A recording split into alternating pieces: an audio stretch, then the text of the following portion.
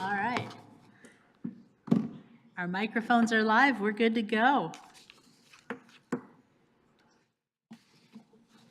Well, good evening, Farmington Hills, and welcome. Wow, the sound system's so much nicer. Thank you. Welcome to our regular meeting of June 10th, 2024.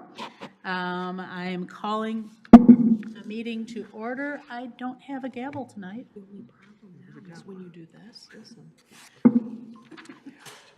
So, Off to a great start. yeah, we'll wait just a moment.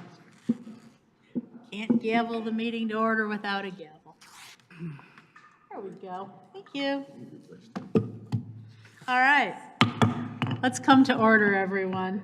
And we will begin with the Pledge of Allegiance led by two members of our Cultural Arts Department, Sam Copy and Lindsay Janoch, and you go over there.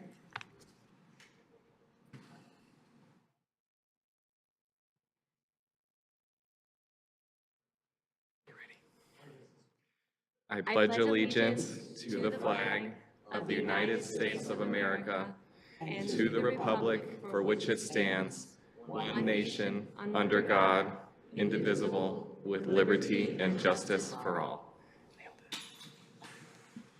Okay, and if we could please do roll call. Council members Aldred. Here. Fullaware. Here. Bridges. Here. Bruce. Here. Dwyer. Here. Noel. Here. And Mayor Rich. Here. Thank you.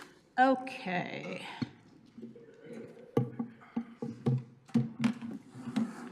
And I just have a couple of comments to make this evening.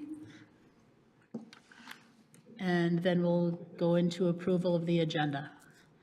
The City of Farmington Hills prides itself on being a diverse and inclusive community that values empathy, understanding, and well-being of our residents. We welcome civic engagement from our community members, and your attendance this evening will exemplify our commitment to voices being heard. Over the past several months, this council has supported free speech and has offered a safe space for diverse voices from this community and across Metro Detroit, and that will never change.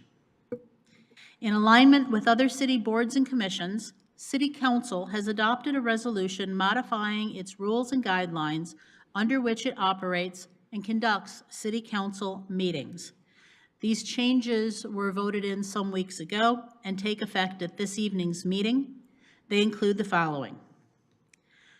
The public comment has been amended to allow each speaker 3 minutes to share their input on any issue affecting this community. And anyone wishing to speak during public comment or during a public hearing must complete a public participation registration form. We will fondly refer to these as the blue cards. They are located in the back of chambers.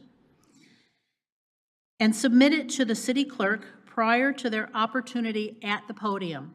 If I don't have a blue card, I'm not able to recognize you. And that slip will allow each speaker to be recognized. In regard to signs, members of the public in City Council chambers will not be allowed to hold, display, or place any signs, posters, or flags in the City Council chambers. However, members of the public may hold signs, posters, and flags in the corridor outside the City Council chambers during evening meetings of City Council taking place in this City Council chambers, as long as those signs are placed along the glass window facing inward toward the council chambers. They're motionless, they're handheld, not on a pole, and they do not block the view of another member of the public. And if you would like to review the full amended rules and guidelines, please visit the City Council page on fhgov.com. And these amended guidelines will hopefully sufficiently support meeting process for everyone. The other thing, this is not so for those of you watching on a live stream or later on the YouTube, it's not a matter at this particular moment, but sometimes at our council meetings, this room gets full. And according to the fire chief, there are a certain number of people we can allow to have in this particular room at a given time. Should we have the need to have more people want to attend the meeting than this room will hold, the hallway, the corridor outside of the council chambers will be considered to be a part of the city council chamber room. And we have televisions with sound so that anybody who is in the hallway will be able to hear and see what's going on. And so should we have that kind of participation at this meeting or any future meeting, then people who are in the hall are deemed to be in the council chambers. Okay, so with that, I am looking for approval of the regular session meeting agenda, please. Someone? A motion? Val? Ms. Knoll, thank you.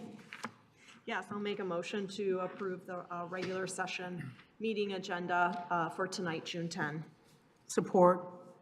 Okay, we have motion and support. This is a regular vote. All those in favor, please signify by saying aye. Aye. Any opposed, same sign. Motion carries.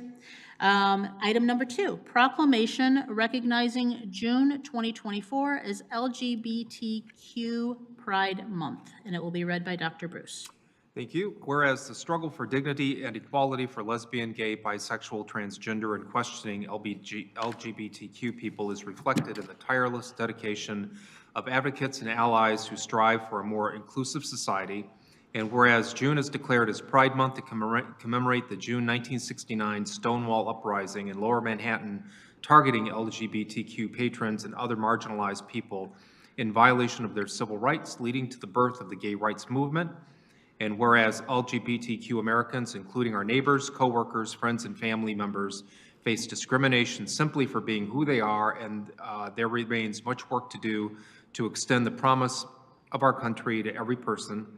And whereas the landmark Supreme Court decision of 2015 guaranteeing marriage equality in all 50 states was a historic victory for LGBTQ Americans, which affirmed the belief that everyone deserves to be treated as equals. And whereas in 2015, the city of Farmington Hills enacted a human rights ordinance stating the city's intent that no person be denied equal protection of the laws, nor shall any person be denied the enjoyment of his or her civil or political rights or be discriminated against because of actual or perceived race, color, religion, national origin, sex, age, height, weight, condition of pregnancy, marital status, physical or mental limitation, source of income, family status, sexual orientation, or gender identity. And whereas the Special Services Department, Cultural Arts Division hosted multiple inclusive events earlier this month in celebration of LGBTQ community members and their contributions to the arts.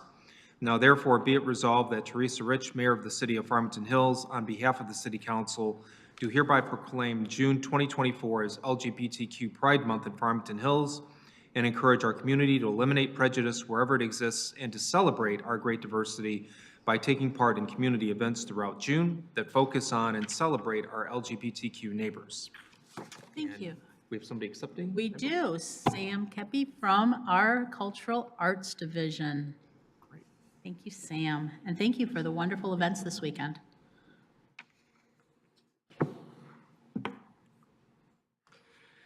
I want to thank Council for allowing me to accept this proclamation declaring June as LGBTQ Pride Month. On Friday, as Councilmember Bruce mentioned, we had several events celebrating Pride Month. In the morning, we had Rock Around the Hawk, our award-winning program, recently awarded the M Prize for innovative programming and will soon be featured in the National Parks and Rec magazine. That event featured crafts, games, and music, all celebrating the contributions to the arts of the LGBTQ community. Immediately following Rock Around the Hawk, we had a drag queen story time with our friend and longtime collaborator, Jaden Black, which was attended by over 80 participants. And in the evening, we had an evening of drag performances in our Black Box Theater, which was sold out with 155 people in attendance. Despite the overwhelmingly positive response, these events proved somewhat unsurprisingly to be controversial in the community. I received several emails and phone calls worried about the quote-unquote gay influence on the city of Farmington Hills. I want to take a second just to talk about, since myself and a large percentage of my team are members of the LGBTQ community, I want to mention some of our influence on the city since the Hawk has opened. Over 50,000 concert tickets sold in the Hawk Theater in the past 3 years, which is over half the population of the city of Farmington Hills. We have over 40,000 visitors annually to our Art on the Grand art fair on downtown Farmington. We have 1,500 children annually in our summer camp program. This year, in special services, we have almost 5,000 kids enrolled in our summer camp program to date.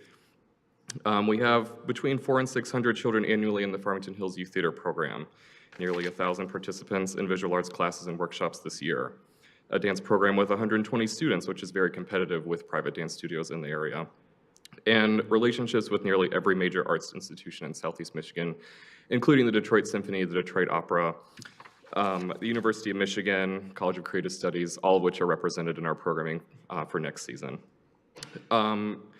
To those who are worried about the gay influence on the city of Farmington Hills, personally, I believe the city would be a much different place without that influence. I'm one of 2 full-time LGBT staff members that I'm aware of in the Department of Special Services. We've been able to execute these amazing accomplishments due in large part to our amazingly dedicated team of part-time staff who go above and beyond their duties as we work to make the city of Farmington Hills a national destination for arts and culture. I want to personally thank Rio Salazar, our theater manager, Lindsay Janock, our concert and events programmer who is here tonight, and Kaden Dunn, our educational programmer. Without them, the city would be a much different place to live and work. Thank you. Thank you, Sam. Okay, thank you. Next item on the agenda is a proclamation regarding the Juneteenth celebration, which will be read by Councilmember Boulware. Yeah, the proclamation for Juneteenth celebration, June 19th, 2024. Whereas the city of Farmington Hills formally acknowledges Juneteenth as a holiday marking the end of slavery in the United States. And whereas the city of Farmington Hills commemorates the word of emancipation finally reaching a group of enslaved Africans in Galveston, Texas on June 19, 1865, more than 2.5 years after President Abraham Lincoln issued the Emancipation Proclamation, stating that all persons held as slaves within the rebellious states are and henceforth shall be free. And whereas following his statement, Juneteenth became the emancipation date of those long suffering for freedom. And whereas since then, as the oldest known celebration commemorating the end of slavery in America, the tradition of celebrating Juneteenth has remained strong well into the 21st century, recognizing the triumph of the human spirit over the cruelty of slavery and honoring the strength, endurance, and faith of African American ancestors. And whereas on June 17, 2021, President Joseph R. Biden Jr. signed into law Senate Bill 475, making Juneteenth a federal holiday. And whereas Juneteenth is a day of reflection, renewal, and pride, as families and community members gather to celebrate the African American experience and to measure and appreciate the great progress and significant contributions made by African Americans in our society. And whereas worldwide celebrations of Juneteenth are designed to acknowledge and honor history while looking toward the future with a renewed commitment to building coalitions, offering needed support, and praying for peace and liberty for all. And whereas the City of Farmington Hills Special Service Department Cultural Arts Division will host a free concert at 6 p.m. on June 19th at the Hawk Theater for the community to come together in celebration of Juneteenth. Now, therefore, it be resolved that Teresa Rich, Mayor of City of Farmington Hills, on behalf of the City Council, do hereby proclaim June 19th, 2024 as Juneteenth in Farmington Hills. We encourage all community members to attend the city's free Juneteenth celebration concert and urge the community to celebrate African American history and culture while continuing to promote diversity, equality, and a strong sense of belonging in Farmington Hills. Here tonight to accept the proclamation for the Juneteenth celebration is our DEI Director of Farmington Hills, LaToya Harvey.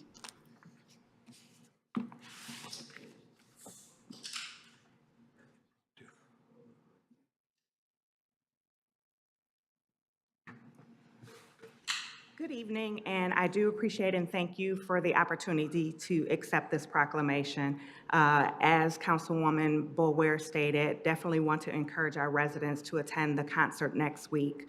I am very proud to say that in my role that I have had businesses reach out to me in regards to doing presentations for Juneteenth for our community. So next week, I will be at American House in Farmington Hills talking with their residents in regards to the history of Juneteenth and providing them education. So thank you very much for that, this opportunity. Have a good night. Thank you. Okay, next item on the agenda, announcements, presentations from city boards, commissions, and public officials. Don't see, nope. Okay, then next we go to correspondence. Anyone have correspondence that they would like to share? Yes, Ms. Boulware.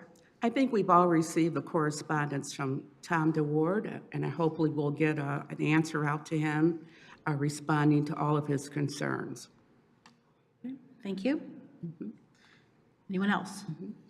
Okay, then we move to the consent agenda. All items listed under the consent agenda are considered routine, administrative, or non-controversial by the City Council and will be enacted by one motion. There will be no separate discussion of these items unless a council member or citizen so requests, in which event the items may be removed from the consent agenda for consideration. They will be read by our Mayor Pro Tem, Mr. Bridges. Thank you, Madam Mayor. Item 11, recommend approval of setting the fee for marriages performed by the mayor. Item 11. Item 12, recommend approval of adopting a resolution for acceptance of the Green Street right-of-way to the city's local street system. Item 13, recommended approval of amendment to the Emergency Preparedness Commission bylaws and rules of procedures. Item 14, recommend approval of annual bid waivers and awards for fiscal year 2024-2025. Item 15, recommend approval of DTE Energy Line Extension Agreement. Item 16, recommend approval of a granting and an easement to DTE Electric Company on the City Hall campus property. Item 17, recommended approval of granting an easement to DTE Electric Company on the fire station number 4. Item 18, recommended approval of designation of city depositories. Item 19, recommended approval of a request for employment under section 10.01A of the city charter for a seasonal golf laborer. Item 20, recommended approval of a request for employment under section 10.0A of the city charter for a building assistant, the Hawk. Item 21, recommended approval of a request for employment under section 10.01A of the city charter for an archery instructor. Item 22, recommended approval of an award of contract for the City Hall Security Safety Enhancement Project to J.G. Morris Jr. in the amount of $75,500. Item 23, recommended approval award of bid for the shade structure project at the Hawk to Danica Service Group, LLC, in the amount not to exceed $30,921. Item 24, recommended approval of award of bid for the 2024 as-needed catch basin stabilization services to Havener Tech in the amount not to exceed the annual budget amount with extensions.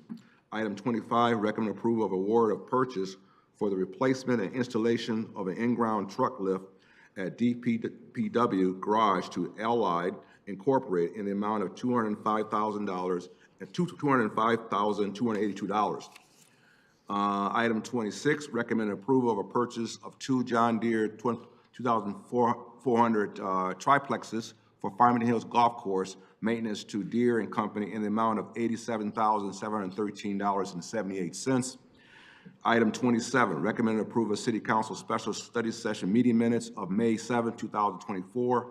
Item 28, recommend approval of City Council Study Session meeting minutes of May 13, 2024. Item 29, recommend approval of City Council regular session meeting minutes of May 13, 2024. Item 30, number 30, recommend approval of City Council budget study session meeting minutes of May 15, 2024. And item 31, recommend approval of City Council budget study session meeting minutes of May 16, 2024. Okay, okay, as read, yes. Dr. Bruce. Ready to make a motion? Yep, please. On approval of the consent agenda as read by the Mayor Pro Tem for items 11 through 26, 29, and 31. Okay, there's been a motion. Is there support? Support. Okay, thank you. This will be a roll call vote. Council members Knoll, Yes. Dwyer, Yes. Bruce, Yes. Bridges. Yes. Bulaware, Yes. Aldred, Yes. Mayor Rich. Yes. Thank you. Okay, do we have a second motion? I would make a motion for the approval of consent agenda items, or item 27. Support. Thank you. There's a motion and support. Roll call. This is a roll call vote. You ready? Council members Aldred, Yes. Bulaware, Yes. Bridges, Yes. Bruce, Yes. Dwyer, Abstain.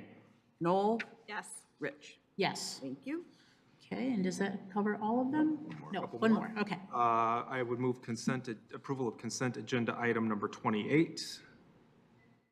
Support. Okay, we have a motion and support. This is a roll call vote.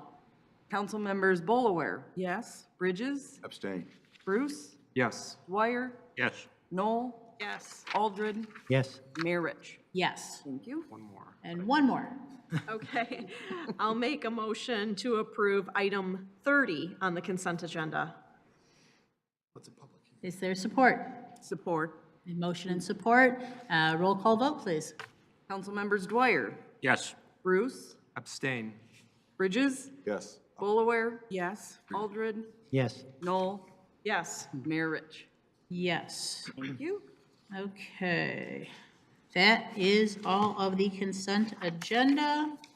It is now time for council member comments and announcements. Mr. Aldred. Yes, thank you, Madam Mayor. Given the amount of public comment in recent meetings on the conflict in Gaza, I believe it's necessary and I would like to give some further response.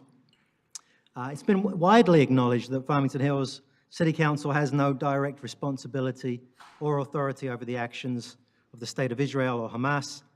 Any statement or action by this council would be in recognition of the effect of the conflict on the residents of this city, or would be a political statement calling for action outside of our direct responsibility.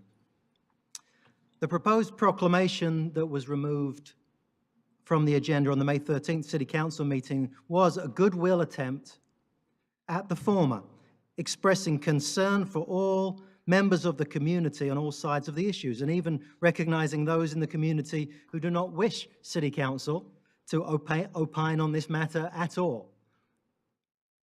I acknowledge the genuine attempt by members of council, including the mayor, to find language that would help assuage the strong feelings in the community and promote peace.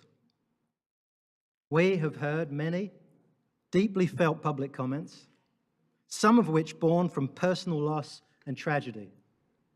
Heartrending stories of death and disfigurement.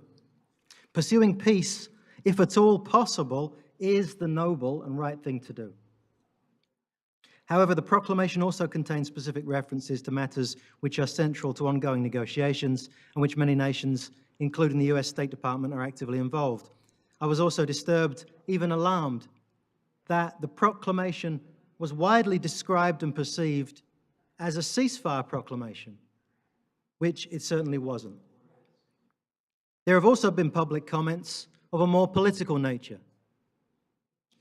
The unwillingness of council to respond has meant that we have seemingly, in the eyes of some, to have become the enemy, and an enemy to be punished. In my view, the world already has more than enough enemies, and we do not need to create more.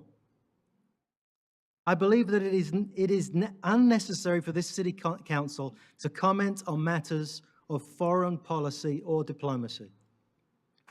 This is the policy for this council passed by resolution in 2005, and which I fully support in order to remain focused on matters for which we are responsible and have authority. This brings me to a subject which has been the repeated topic of complaint, the 2022 proclamation by the City Council in response to Russia's invasion of Ukraine. How can you not do this for Gaza when you did this for Ukraine? Although the wording for Ukraine may not strictly violate the policy, I have a problem with it. To say that this city, quote, stands with the sovereign nation of Ukraine is a political statement which opens the door to exactly the political pressure to comment on international affairs that we are now experiencing. With the greatest respect to those who were on council at the time, I believe the Ukraine proclamation was a mistake. Not based on the rights and wrongs of the situation, but as a precedent. And the response should not be to issue more proclamations, expressing views or solidarity with foreign nations or peoples, but to further clarify the use of proclamations and resolutions. A proclamation, if used at all, should be to celebrate achievements or accomplishments by individuals or groups in this community. It should not be political, and it should not be controversial. I welcome the discussion by council, even as we began tonight in this evening's study session, to clarify the use of proclamations and resolutions, to remove any ambiguity, and to make it crystal clear. Thank you, Mr. Aldred. Any other members of council wishing to make comments this evening? Okay, thank you very much. We will move on to city manager update, please. Sorry, we're in a different geometric this evening. So thank you, Madam Mayor and City Council. Just wanted to touch on a couple of things. We've received quite a few comments, again, about the work that Sci-Fi is doing as it relates to the installation of the new high-speed fiber optic system in town. A lot of it has to do with revolving around lack of communication, lack of notice, misting flags going in or utility flags going in without anybody really understanding what's going on. City staff has addressed this issue repeatedly with Sci-Fi, and let's just suffice to say that I think they've heard us loud and clear this time, and we will continue to communicate effectively with Sci-Fi as it relates to how they communicate with our staff. We've also received some complaints, which is not untypical with installation of any kind of community-wide infrastructure, that this type of an installation requires cabinets, pedestals, things like that at the ground level that will be located adjacent to people's homes, typically on property lines, but in public rights of way. And so just wanted to make council aware that those situations are out there, and just in case you're contacted by any of your constituents, and if residents have issues or concerns as it relates to those pieces of infrastructure, they can certainly feel free to give a call to the city manager's office. I would also like to touch on the GFL contract and your waste hauling contract. We have been officially noticed, or been given notice by GFL regarding the city's waste hauling contract. GFL has sold their residential customers to a company called Priority Waste, which is another large player in the southeastern Michigan industry, or I'm sorry, region. City Council will be taking up some business as it relates to transferring that particular contract over to Priority Waste at an upcoming City Council meeting. And then lastly, I just wanted to give a shout out to our own Brian Farmer of the Special Services Department. He completed and participated in the Michigan Deer Management Initiative final report, and that's been issued. And Brian was selected as the Southeast Michigan Municipal Representative and participated in its development. And he will also be attending the Natural Resource Commission meeting in Lansing on June 13th and speaking during public comment. And then our hopes are that following the June 13th Natural Resources Committee meeting, we'll have further discussions with that group in support of our urban deer population concerns. So hats off to Brian Farmer, well done. Thank you, Madam Mayor. Thank you very much. And as we move into the public hearings and new business, just a reminder that our protocol now is anyone wishing to make public comment needs to complete a blue card and submit it to the clerk if they would like to be recognized. We're moving to item 4, public hearing and consideration of adoption for the 2024-2025 fiscal year budget and 2024 property tax millage rates. Good evening. Good evening. Okay. Carly, he needs to be logged in. Is there a password? It should be right on the front there. Oh, I see. Okay, thank you.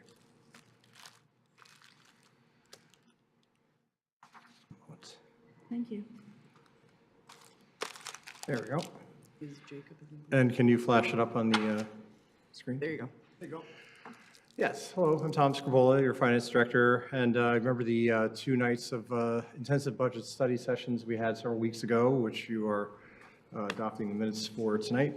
And so without any further ado, I want to just draw everybody's attention to the very finely bound edition of the budget, which you each have received, and it's been put online as well, so enjoy. And what I'm going to do is just give a real brief overview for the public. You've seen this information before, so I'm going to keep it real brief. So the taxable values continues to be good news. This is one of 3 one-offs that we talked about in the study sessions, 3 one-off pieces of good news that the city received over the last few years. The first one being American Recovery Act money and CARES Act money to the tune of $11 million. Property tax values, as you can see, are going up by 6% again this year. It's the 3rd year in a row they've been going up over 5%. So the overarching gain that we've made in property tax revenue for the last 2 years, plus the revenue we'll receive this next year, is going to total about $6 million. And that property tax inflation was caused by a shortage of housing from low housing starts during COVID as a result of COVID. And then a lot of money poured into people's pocketbooks, and they were seeking houses, shortage of supply, excess of money, housing inflation. That's not just us, that's everywhere, pretty much everywhere in Michigan, everywhere around the country, that's happening, housing inflation to greater or lesser extent. So the last thing that happened was, in chronological order, was a huge increase in income due to interest earnings on what we call excess cash, or just operational cash we have in the bank. And so usually for the last 20 years, low interest rates meant we didn't get much money. Now, the last couple of years, the Federal Reserve has hiked the rates up to the roof to address high inflation caused by the things that I talked about before. And as a result, that had the positive impact of boosting our income, interest income in our bank accounts by $6 million over what we would have ordinarily received. So you put $11 million of ARPA money, $6 million of property tax revenue, and $6 million of interest income together, that's $23 million of excess income. And we have a plan to spend that down between now and 2029, which will then take our fund balance down to around a third of the planned expenditures at that time, which is right about where we want to be as a AAA-rated community. So, so without any further hesitation, I'll just mention to you, here's our changes in property tax rates that are going to be charged this year, going from 16.5195 last year, or this last tax year in 23 to 16.424. That headly reduction just keeps our property tax rates at a level where people will not see an inflationary increase on their tax bill unless they have an uncapping due to a sale or an improvement to their house or something like that. So here's another look at the property tax rates. Just want to mention that the parks millage, first of all, the road millage is coming up in 2024. And we've been working hard on getting a resolution together, sending a millage up to the state about that. Also, parks will be expiring in 2028. So we're looking at 2029 to have a discussion around where to reset that parks millage to make it just right for what we need. So here's this famous dollar divided up between ourselves, educational establishments that collect taxes in our community, and the county, and the Detroit Zoo, the Huron-Clinton Metro Parks, and Smart Bus System, and so on. There's a number of entities that are in that smaller 16.75%. So what you can see is in the Farmington School District, which is the overwhelming coverage of our city, we have paid, the city residents pay about 38% of their taxes to the city in that district, and 45% of their taxes, of their tax dollar, goes to education, and the remaining 16%, as I mentioned, goes to county and other. So we now have general fund revenue. I mentioned property taxes are going up by a couple of million again, and recreation user fees due to the special services budget. And then grants are going down by a little bit because that's the last year, just had our last year of Recovery Act money, so that's going to be going down a little bit. Interest income's going down, but that's because we had a huge amount of money this last year, and we have to anticipate at some point that the Federal Reserve will drop rates, and so it might be this next year. So that's kind of a guess. State share revenue is a major part of our budget, and you can see that back in 2001-2, there was $8.15 million of revenue that we received, and if that had grown, I took a look at the Michigan Municipal League's calculations, if that had been allowed to grow, and if the state hadn't basically cut its, balanced its own budget on the backs, largely on the backs of municipalities, that 8.5 would have grown to 14 million by this year, an extra 4 million in addition to the 9.76 that we have budgeted. So that's $4 million every year that we're losing because of the actions taken by the state legislature. Now, they've done a pretty good job restoring that recently, but still a pretty big gap that we've lost. So revenues, you can see, are budgeted in the general fund, which is our major operational fund, covers everything at City Hall, including police, as well as police and fire, and also a number of public services and all of our special services. So revenues coming in, you can see property taxes are a huge part of that, 40 million. And then there are a number of other sources, state share revenue down there at the bottom left at 10 million. Expenditures, 84 million. That's split up between a lot of different objects, as you can see, but police and fire come up to about 29 million. You throw in the court and they're over 30 million, that's about 38% of our budget on public safety. And then fund balance here, you can see that there's going to be a drawdown of fund balance going down towards that $33 to $35 million range, which is about a 33% of the planned expenditures out in 28, 29. You don't see that on this chart, but I just mentioned that for context.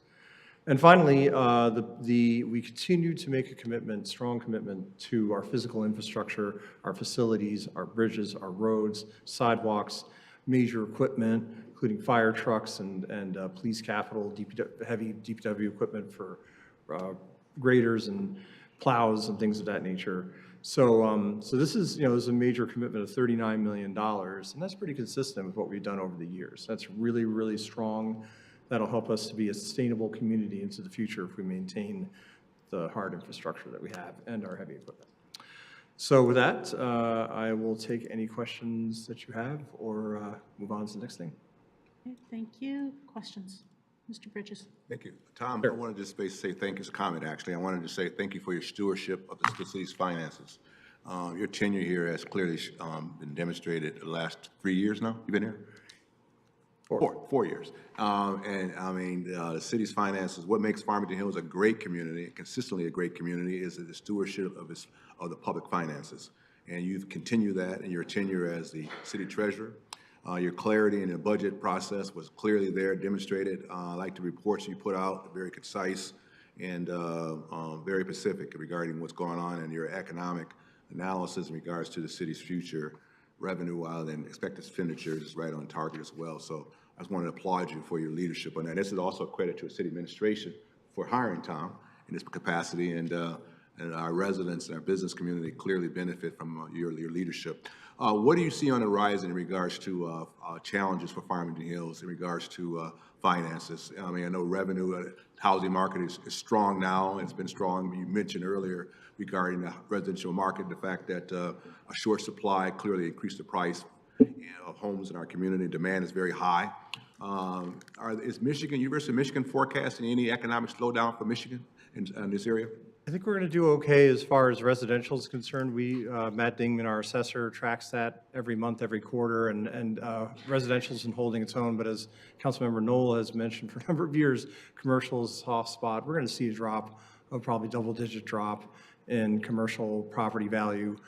Thankfully, that's less than 30% of our city's tax base, but nevertheless, that will take a bite out of our revenue projections. So we've projected a 6% increase this year, going down to 2.7 next year, going down to 1% in 2 years, largely because of the problems that the commercial property is having due to the remote work phenomenon, and also just it's very difficult and expensive to convert older office facilities into more adaptive uses. Yes, no question about that. And we have a plan in place to deal with that, hopefully with our master plan going forward to help address that as well.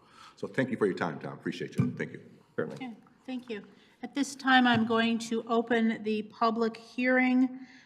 We have received one card for public participation, so opening the public hearing. And PG, Ms. Gerald, you are recognized at this time.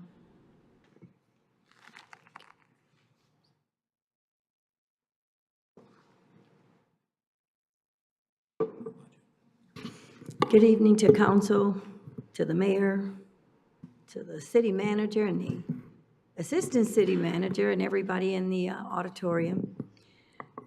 I'm not sure under which category it would be, if it's local roads or major roads, but on most of the intersections, when you're looking at the mile roads and a main intersection, for example, it would be 8 Mile and Orchard Lake, it would be 9 Mile and Gill Road. A lot of the tree branches are extended over the sidewalk, and if you're pulling up to that corner, you have to pull almost all the way out in the road just to be able to see the traffic. So does that tax millage cover the trimming of those trees back behind the sidewalk and out of the right-of-way? Or is that just a DTE thing and the homeowner is responsible for that? If you could just address that, I would be really appreciative. Thank you. City manager, could you address that, please? Sure. Real quick, because this is a public hearing. Thank you, Ms. Gerald, for your comments. So if anybody is having any issues with what we call sight distance at any intersection, whether it's a subdivision entrance, coming out to a main road, if it's a local street where you can't see, if there's a stop sign and you can't see any oncoming traffic, you can certainly feel free to give our Public Services Department a call, or the city manager's office a call, and let us know. We are responsible for cutting back the brush to make sure that people have clear sight distance at intersections for safety. And if it's our jurisdiction, we certainly will put together a work order and prioritize that work. If it's a county or state road, we'll certainly communicate with those road agencies as well and let them know that there's an issue. Thank you. Thank you. have no further interest from anyone to speak at this particular public hearing, so I will now announce the public hearing is closed, and we will take it to council for consideration, please. Mr. Aldred. Thank you, Madam Mayor. I have a comment, if I may as well. I just want to, again, reiterate what Councilmember Bridges was saying about the professional job that I see from both the finance director and from city staff in terms of putting together this report. Clearly, there's a lot of effort and time that goes into putting this budget together, a lot of consideration, and I also saw in the discussions how there was a lot of effort to try and minimize costs as well, to not overly increase costs. However, I see there's also needs that need to be addressed with regards, for example, HR, IT, were costs that need to be added. I guess my comment I was wanting to make is that the revenue is at 78.6 million. The budget expenditure is at 84 million, which is a 10% increase over last year, and resulting in a 5 million reduction in the overall fund balance to make up the shortfall. I certainly will in support of the budget, but I would just like to make the comment that I would like to see even more focus on in the coming years. I think Tom talked about reducing down expenditures. I'd like to see that increase, reducing, so that we are not working through our general fund balance as quickly, even as projected, to try and see what can we do to improve efficiencies, where we're hiring in certain areas, where can we improve efficiencies to help reduce overall costs going forward. Because currently our expenditures exceed our revenues, which my father was a bank manager and he taught me that was a bad thing. And so that's what I'd like to see us do in even a more accelerated form. Thank you. Anyone else on council wish to speak on this? I'd like to make the motion. Okay, thank you. And just before you do that, Ms. Bolaware, just to clarify the process for comment, so we had opened the public hearing on the budget for people who would like to speak in general public comment later. We have received a card on that. They will be called forward during the public comment time. If there is any misunderstanding of that, this is your speak now time if your comment was going to be regarding the budget hearing. Okay, so it looks like we're okay. So I did close the public hearing. Just to affirm, the public hearing is closed. Ms. Bolaware, please. Yes, I'd like to make a motion. I'd like the public to know that council has spent, many, many hours going over the budget and putting our input into it. So we also had a chance to change some of the things and give the directive. I think as Member Aldred had mentioned, that as we go forward, look for more efficiencies and best practices to reduce some of our costs in light of some of the inflationary trend. So with that, I'd like to make a motion to adopt the 2024-2025 fiscal year budget and the 2024 property tax millage rate, CMR 6-24-46. Okay, there's a motion and support. In our packet is a budget resolution. I'm assuming we do not need to read that whole resolution, or do we? You do not need to read that whole resolution as long as it's understood that the motion is adopting that resolution, which I think that. Marvelous. Okay, so we have a motion and support, and this is a roll call vote. Council members Aldred, Yes. Bolaware, Yes? Bruce, Yes. Dwyer, Yes. Bridges, Yes. Noel. Yes. Mayor Rich. Yes. Thank you. Okay, thank you, passes. And next item, item 5, is also a public hearing. Public hearing and consideration of approval authorizing the gravel road conversion to hard surface pavement for Westfield Street. And who's speaking on this, please? Jacob. Oh, Jacob, hello. Good evening, Mayor and Council. Jacob Rushlow, Director of Public Service. As you know, we have a policy in place for converting gravel streets to paved surfaces. consistent with that policy, the residents of Westfield Street signed a petition back in spring of 2023 and submitted that to the engineering department for such a conversion from gravel to pavement. Engineering staff performed some preliminary engineering and held an informational meeting in February of this year. After that meeting, 3 of the 5 property owners signed the second petition in favor of that conversion from gravel moving forward to a paved surface. As a result of the support for this proposal, we're here tonight with a request for approval and authorization to move forward through this public hearing. Okay, thank you.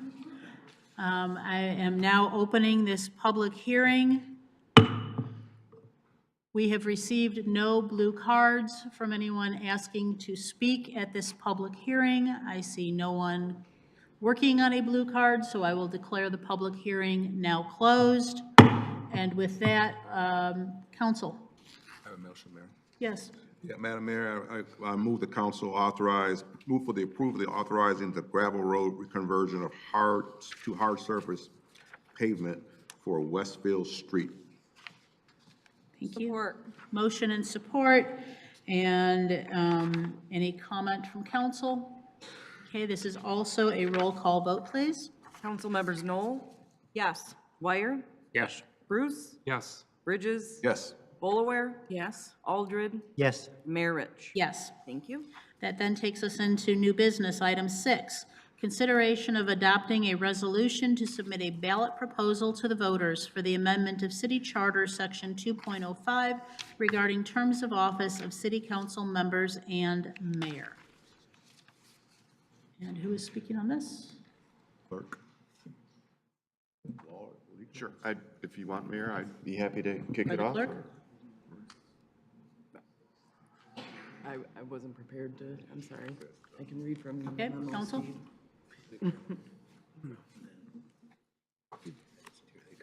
Yes, this, under our city charter, there's language regarding the terms of office for city council members. Based on some changes in the election law, last year we experienced some issues in terms of the language in our charter, which dates back to 1973 in the 2024 election law language that has changed, which extends out the time for certification of elections and newly elected officials taking office. The purpose of this proposal that would go on the ballot for residents to vote on is to update that language in the charter such that there is no gap period or no question about a gap period between the end of a 2 or 4 year term and the commencement of the next term of the newly elected individual or the re-elected official. So this language is in there for that purpose. It would next go to the Attorney General's office and the Governor's office for review and then placement on the ballot for vote by the public as is required to amend our charter. Okay, thank you. Yes, Ms. Knoll. So, while I appreciate that you only have 100 words to basically explain the issue on the ballot, it's a difficult issue to explain, to understand. So what is the communication plan? Obviously, the city cannot advocate a yes vote or a no vote. All the city can do is explain the issue. Obviously, the ballot's limited to 100 words, but the city can do more to explain the issue. You know, we're not limited in how many words we can use to explain it. So what is the communications plan? Because I'm afraid that if you read the language, some people may think we're extending our terms, our length of office, and we are by no means doing that. Our terms are 4 years. That's what they are in the charter. They're staying 4 years. This really is to address a technical issue because of the 2024 or 2023, or was it 22? 22. 22. Anyways, the laws that the legislature had to pass based on the ballot initiative that the voters of the state of Michigan approved regarding all sorts of changes to electional law I think back in 2022. And then, like I said, the legislature further clarified them last year in '23. So this is just a kind of a technicality that came about because our charter predates all that. So that's a lengthy way of me saying, what's your communication plan? So, Madam Mayor, if I may. Please. It's a great question, and this holds true for the renewal request for the public roads and street millage renewal. We have a saying here with staff, we'll talk to groups of one or more. So traditionally, what we've done in the past is, we'll have an informational pamphlet put together for homeowners association meetings, community groups, boards and commissions, like I said, anywhere where there's groups of one or more that are willing to listen and put us on their agenda to provide education on these two ballot initiatives. And I think you hit it right on the head with the council terms of office charter language. This is no fault of the city council or the voters in this community. It has everything to do with our charter language not really meshing or jiving with the new election laws. And when our newly elected officials take office, last November, these new laws were in effect. It made it pretty cumbersome for our newly elected officials to take office. If anybody was watching out there, you noticed that at the first council meeting immediately following the election, we couldn't seat the new mayor and the new city council. We had to wait until the election was certified per state statute, and there were some other requirements as well. I'm not an expert on this, but the lady down the row here is, and I don't want to belabor that point. So that's our plan. We always put together an informational pamphlet for the public, and we will be approaching COHA and homeowners associations to provide as much information as we can on these issues. Thank you. Thank you. All right, do we have a motion? I make a motion. I'll make it. Thank you. All right, move the council adopt a resolution to submit a ballot proposal to the voters for the amendment of city charter, section 2.05, regarding terms of office of city council members and mayor. Thank you. We have a motion. Is there support? Support. Okay, support Ms. Bolaware. Motion by the Mayor Pro Tem. This is a roll call vote. Council members Aldred, Yes. Bolaware, Yes. Bridges, Yes. Bruce, Yes. Dwyer, Yes. Knoll, Yes. Merritt. Yes. Thank you. Item 7, consideration of adopting a resolution regarding a charter amendment for renewal of the public streets and road millage. Who is speaking on this one? Yes. Yes, please. I'll at least start this one as well. All right, thank you. This is a proposal to put a millage renewal on the ballot for vote of the public in terms of renewing an existing public roads and streets millage that has expired or is expiring for a 10-year period. City Council has been discussing this, I think, since February or January approximately, and has had several meetings reviewing this and going over this. This is the time at which, in order to process it through the Attorney General's office and the Governor's office, like with the prior agenda item, need to get this approved by City Council if you would like it to go on the November election date to proceed to the voters for approval of renewal of this millage. Okay, thank you. Questions or comments? Okay, is there a motion? Sure, Please, Ms. Knoll. I'll make a motion to adopt a resolution regarding a charter amendment for the renewal of the public streets and road millage. There's a motion. Is there a second? Support. Support by Ms. Bolaware, motion by Ms. Knoll. This is also a roll call vote. Council members Bolaware, Yes. Bridges, Yes. Bruce, Yes. Dwyer, Yes. Knoll, Yes. Aldred, Yes. Merritt. Yes. Thank you. Item 8, consideration of adopting a resolution establishing water rates for fiscal year 24-25. Good evening. Good evening, Mayor Rich and City Council. My name's Tammy Gushard, one of the senior engineers with the Department of Public Services. Before you tonight is the resolution for the adoption of water rates for fiscal year 24-25. The water rate that's presented tonight is the same rate which was discussed with City Council at the May 13th study session.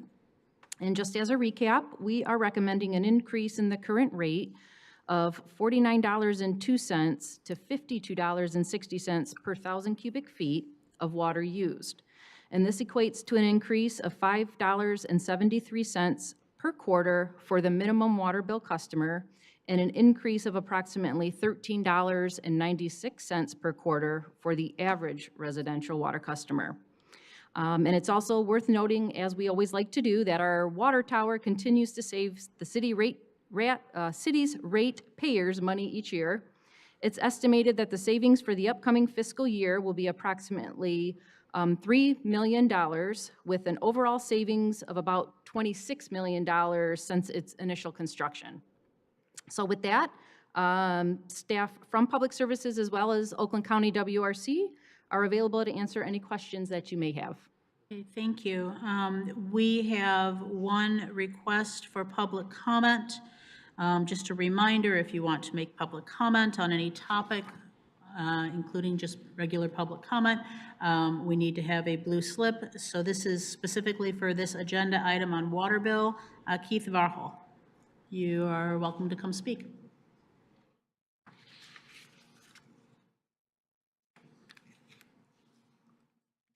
Good evening, sir. Thank you so much. I thought this would come at the end, but it is on topic, and I wasn't aware that water bill was going to be a topic tonight. But I would like to bring something to your attention that I'm kind of surprised as a 12 years resident, I didn't realize until recently. And that is that our water bill includes a certain amount of usage. The usage is 16 units per quarter. A unit is, I called Oakland County to get the information. A unit is 740 gallons, approximately 100 cubic feet. So 16 units over a quarter is about 12,000 gallons of water. I look back at the last 3 years. In 3 years, I've only had one quarter where I used 16 units of water. The bill I just received, last quarter, I used 2 units of water. Now, part of that was being out of the state, but I averaged my usage for the last 3 years, and it's 7.5 units per quarter. I'm being billed for 16 units, and I'm using 7.5 units. My gas bill is based on usage. My electric bill is based on my utilization. And in fact, the nice lady at Oakland County told me Pontiac has a different system. They charge a base rate, but theirs is basically based on utilization as well. So she told me it's a municipality decision on how the water bill is developed. And I'm saying, me and probably a bunch of other residents are paying for water we're not using. The problem with that is I try to conserve water myself. I yell at my wife for running the sink, washing the dishes for so long. I don't water the lawn until it's almost brown. I don't leave the faucet running when I'm brushing my teeth. We're doing all these things to conserve, and there's no incentive in the way that we're billed to do that. In fact, my water bill had a section on it that said, it gave instructions on how to monitor your toilet to make sure it's not a leak, putting color in the tank and such. So water use is a worldwide issue, fresh water use. And we can't fix the world, but it seems like we should incentivize people to use less water by billing them for what they use. And my request would be that whoever's in charge of this would take a look at it and evaluate and see if there's maybe a better, more equitable way to charge the residents for their water usage. Thank you very much. Thank you, sir. Yes, please. Sir, thank you for your comment. You're referring to what's called the minimum bill or minimum usage, ready-to-serve charge. It's got many names. I'm going to refer you to Jacob Rushlow and Tammy Gushert over in our Public Services Department. They can explain what that charge is, what it's for, and why it's on the bill. So, thank you. Thank you. Okay. Comments or questions for council? Okay. Yeah. Dr. Bruce? I'm ready to make a motion. Okay, thank you. I would move the adoption of a resolution establishing water rates for fiscal year 2024 and 2025, CMR 62448. Okay, we have a motion and support. Any further discussion? Okay, this is a regular vote. All those in favor, please signify by saying aye. Aye. Any opposed, same sign. Carries. Item 9, consideration of adopting a resolution establishing sewer rates for fiscal year 2024-2025. Good evening again. Good evening again. So sewer rates for fiscal year 24-25 were also presented and discussed with council at the May 13th study session. With the sewer rates, we're recommending an increase in the current rate, which is $53 per 1,000 cubic feet to $56.19 per 1,000 cubic feet per water used. And this equates to an increase of $5.10 per quarter for the minimum sewer bill customer, as well as an increase of approximately $12.76 per quarter for the flat rate or sewer-only customer. And with that, I'm happy to answer any questions that City Council may have. Okay, thank you. Questions, anyone? Okay, is there a motion? Ready. I'll make another motion. I would move the adoption of a resolution establishing sewer rates for fiscal year 2024-2025, CMR 62449. Thank you. There's a motion. Is there support? Support. Okay, we have motion and support. This is also a regular vote. All those in favor, please signify by saying aye. Aye. All opposed, same sign. Motion carries. Thank you very much. Item 10. And Ms. Gushert, if you could please talk with Mr. Varhal, that would be great. Thank you. Item 10, consideration of appointments to various boards and commissions. Okay. Madam Mayor, I have a motion for you. Please. Madam Mayor, I move that the mayor has requested the following appointments for council consideration. Commission on Community Health. Everett Leon Small, 3-year term ending February 2027. That's to the Commission on Community Health. Farmington Area Arts Commission, Craig Nowak, term ending February 1st, 2027. And Nora Mason, term ending February 2025. These are the mayor's recommendations for council consideration. I move that the council would approve these appointees. Thank you. There's a motion. Is there a second? Second. Okay, a motion by the Mayor Pro Tem, support by Ms. Bolaware. This is a regular vote. All in favor, please signify by saying aye. Aye. Any opposed, same sign. Okay, thank you. Motion carries. This then takes us to any additions to the agenda. We have no additions to the agenda. It takes us to public comment. And just taking a little look. Okay, so we have a few cards that have been received. The first card I see is Ms. Gerald PG. You're up, please. And on deck, Frank Frederick and his wife Sandy. All right, you're on deck. You'll be next, please.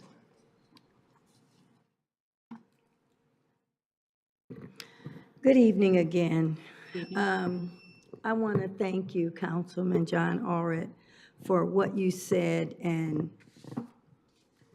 the point that you made that we all want peace, but to get what is being asked for in the way that it's being asked for, this is not the appropriate arena. So thank you so much for that.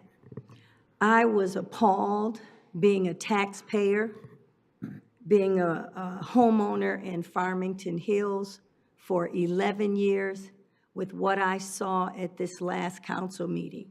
It felt like an insurrection in the making. People were bamming on the glass like animals.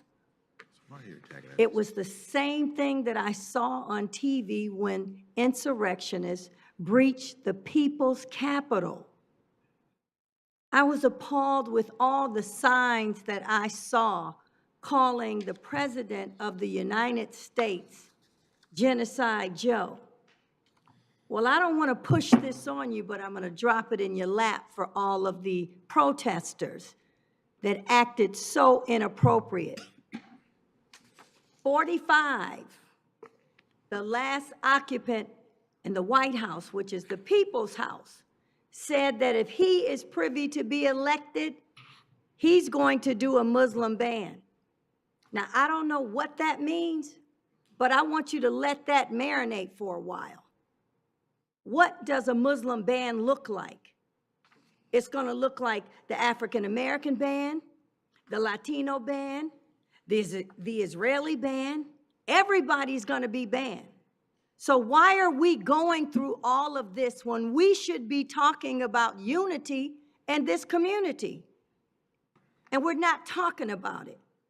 All of this filming and the cameras in the face of our elected officials, filming as if you're trying to intimidate. What are you doing? This has got to stop. I'm going to encourage you to write your letters to Hamas, because that's who started this. Write your letter to Hamas, go to their headquarters and protest, put your cell phone cameras in their face, and tell them how you are upset with the fact that they waged a war on innocent people attending a concert, and you say that that's propaganda. Well, how do we know what you're saying is not propaganda? I think you should leave that to the world stage and let this council do the city's business. Thank you. Thank you. We next have Frank Frederick and his wife Sandy. Are you seeking 1 3-minute time combined? Thank you very much. To be followed by Richard Lerner. Good evening. I didn't know that there was something you can put on the. Electronically. Well, if there's anything you want us to receive, you give it to the clerk and she'll pass it to us. Thank you very much. Okay. Well, thank you for your time, Mayor and the council. I'm Frank Frederick. This is my wife, Sandy. We live on the corner of Leisure Lane and Farmington Road. And as the city manager called earlier tonight, there's been a lot of concern with the Fiber City installation and what's gone on. Our lot has been a particular mess as a result of what they've done. There's actually pictures in there of some of what's gone on. But our biggest complaint is they intend to put a cabinet on our lawn that's approximately 10 feet long, and I don't know how long it's going to be because the cement base is there so far. And in my view, that has no business being on any resident's lawn. That's a commercial box that belongs in a commercial space, not on our lawn. I realize that's a city easement, but I'm the one that mows it. I'm the one that spent the money to have it landscaped, and I'm the one that maintains it. And I'd like to have that box moved. I've talked to several people in the city, Jacob Rushlow included. I've had 3 calls into Karen Mondoro's office that have never been returned to have that box moved. Nobody seems to be interested in helping us. So when we contacted legal counsel, they said appeal to the city council. They're the ones that can help you. So I only have 3 minutes, so our whole story I can't go through, but it's written in the document that I sent along. There are several alternatives to where that box can go. Many, many alternatives. It was originally planned for my neighbor's lawn. She appealed to the city. They moved it to my lawn. And I didn't know it was going there. I came home one day and there it was. And I would like to have it moved. It belongs in a commercial space. It belongs off of a resident's lawn. I spent $100,000 landscaping my property. And now I've got this albatross sitting in front of my property to block the view of my landscaping. Nobody ever informed me that was going there. Nobody talked to me about it. I came home, my lawn was torn up, and this albatross was placed on my lawn. I'm appealing to the city council as residents in this community and fellow taxpayers. I pay a lot of money in taxes.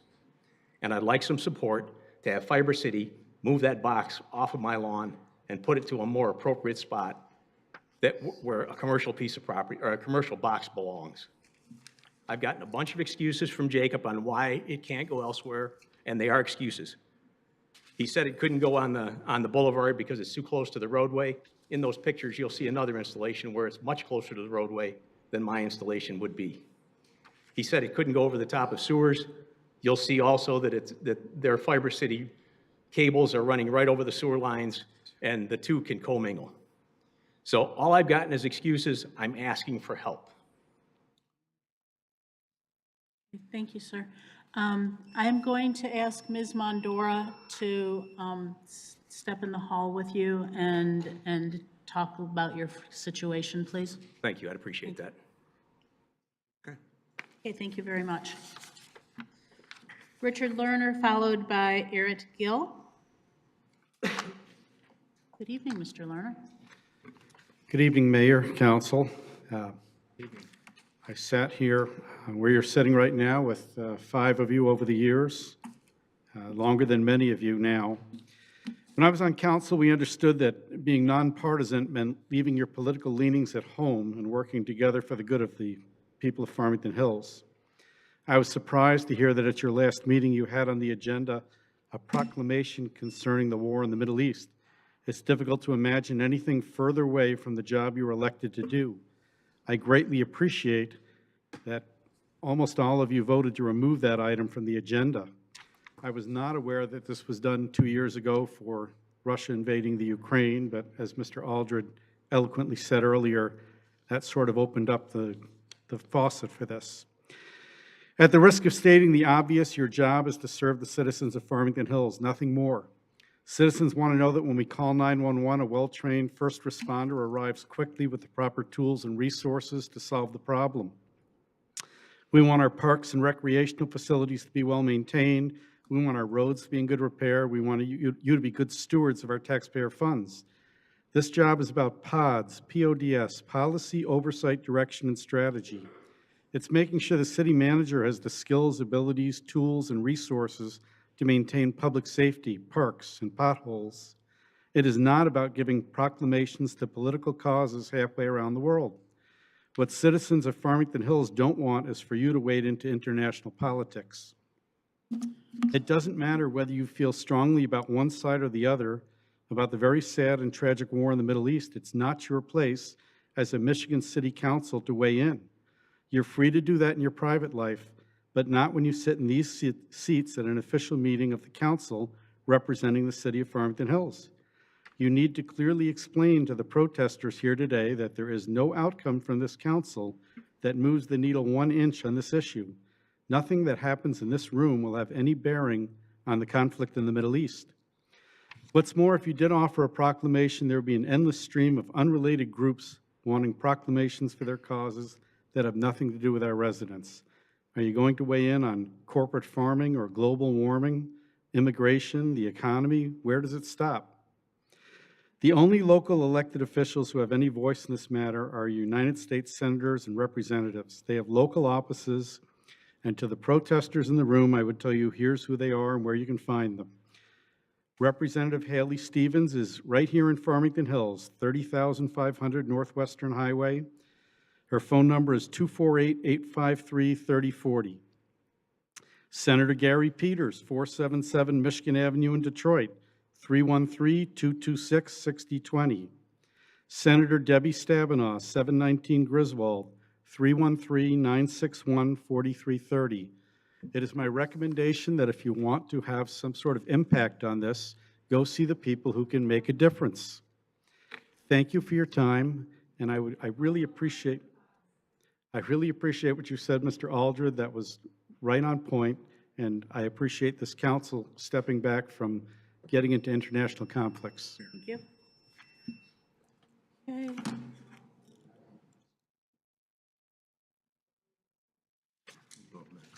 Next up is Eric Gill, to be followed by Angie Smith.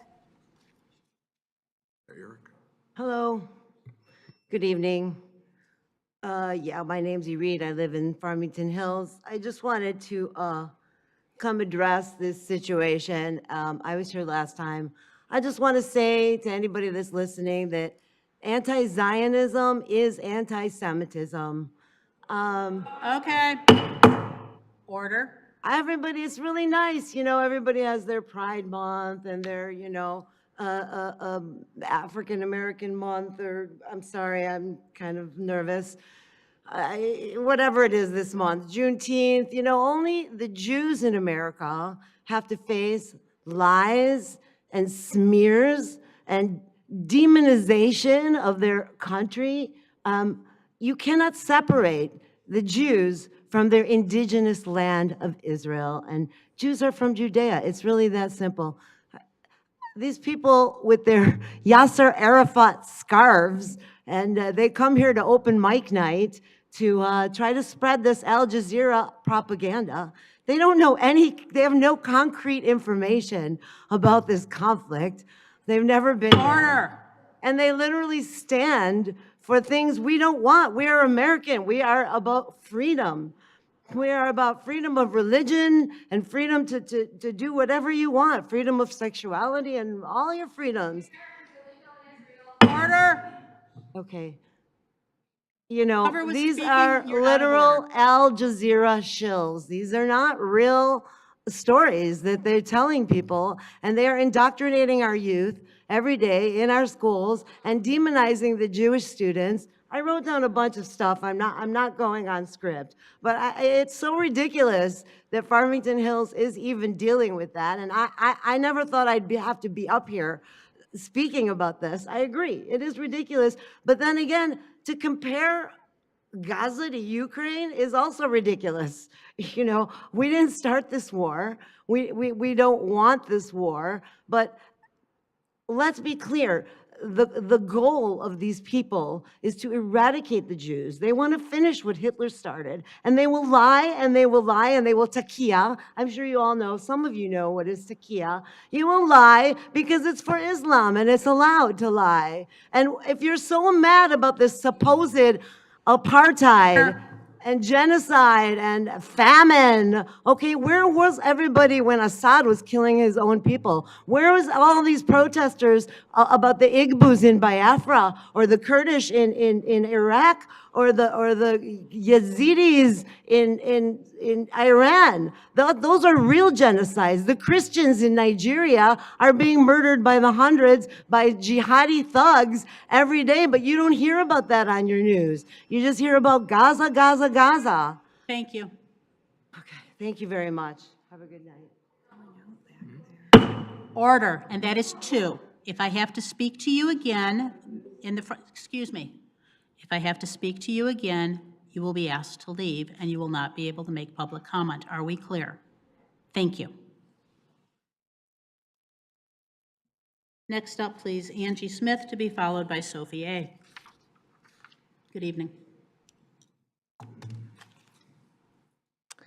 Good evening. My name is Angie Smith, and I currently serve on our Farmington Public School Board. With us going into our organizational meeting, we are putting in new officers. And so with that being said, we are looking forward to having a relationship, rebuilding that relationship with our city councils. As you know, when your schools fail, your city fails. I am publicly apologizing, not because I did anything, but because our current leadership did not respect the fact that there were leaders, other leaders in this community as well, and you all were censored like I have been as well. At the end of the day, I want to thank Councilman Bridges, Councilman Bruce, Councilwoman Knoll, Councilmember Bolaware, and I'm looking forward to working with Councilman Dwyer and Councilman Aldred, and the members of the Farmington City Council as well.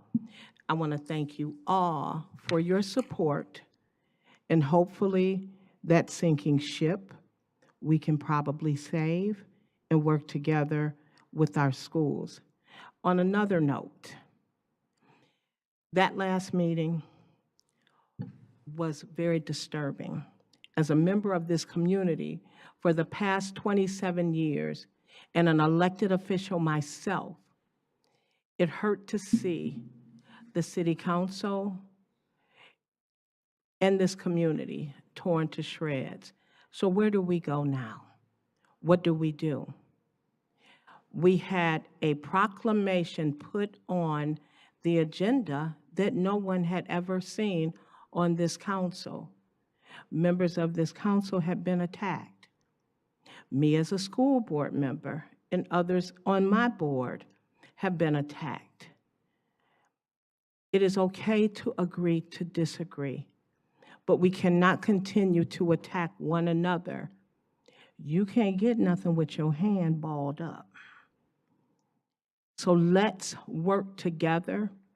There was rumors that our bathrooms here were nasty and things were done and how all this was going on. Yes, there was beating on the walls and everything and windows, but the bathrooms are clean. Our council is clean. So let's work together and let's stop. Life is short and people are losing lives, whether it's through Gaza or people that are sick. Thank you. Thank you. Sophie A. to be followed by Jawan Bilal Said. Good evening. Respect to Hayward, Richmond, California, for being the first cities to divest from Israel. Huge praise for the hundreds and thousands of people who spread the message that Mayor Teresa of Farmington Hills, Michigan, calls the cops on us for clapping. The only thing she's done as mayor is come after us, cutting our speaking time to 3 minutes and illegally forbidding signs, clapping, and flags inside City Hall chambers.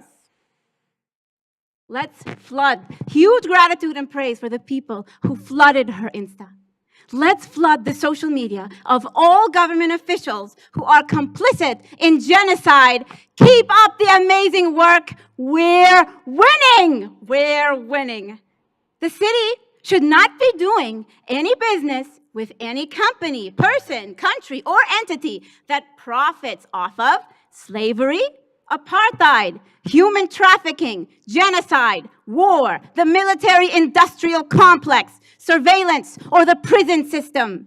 That's why we are pushing for an ethical finance policy in cities everywhere. We are going to dry up the Zionist funds everywhere.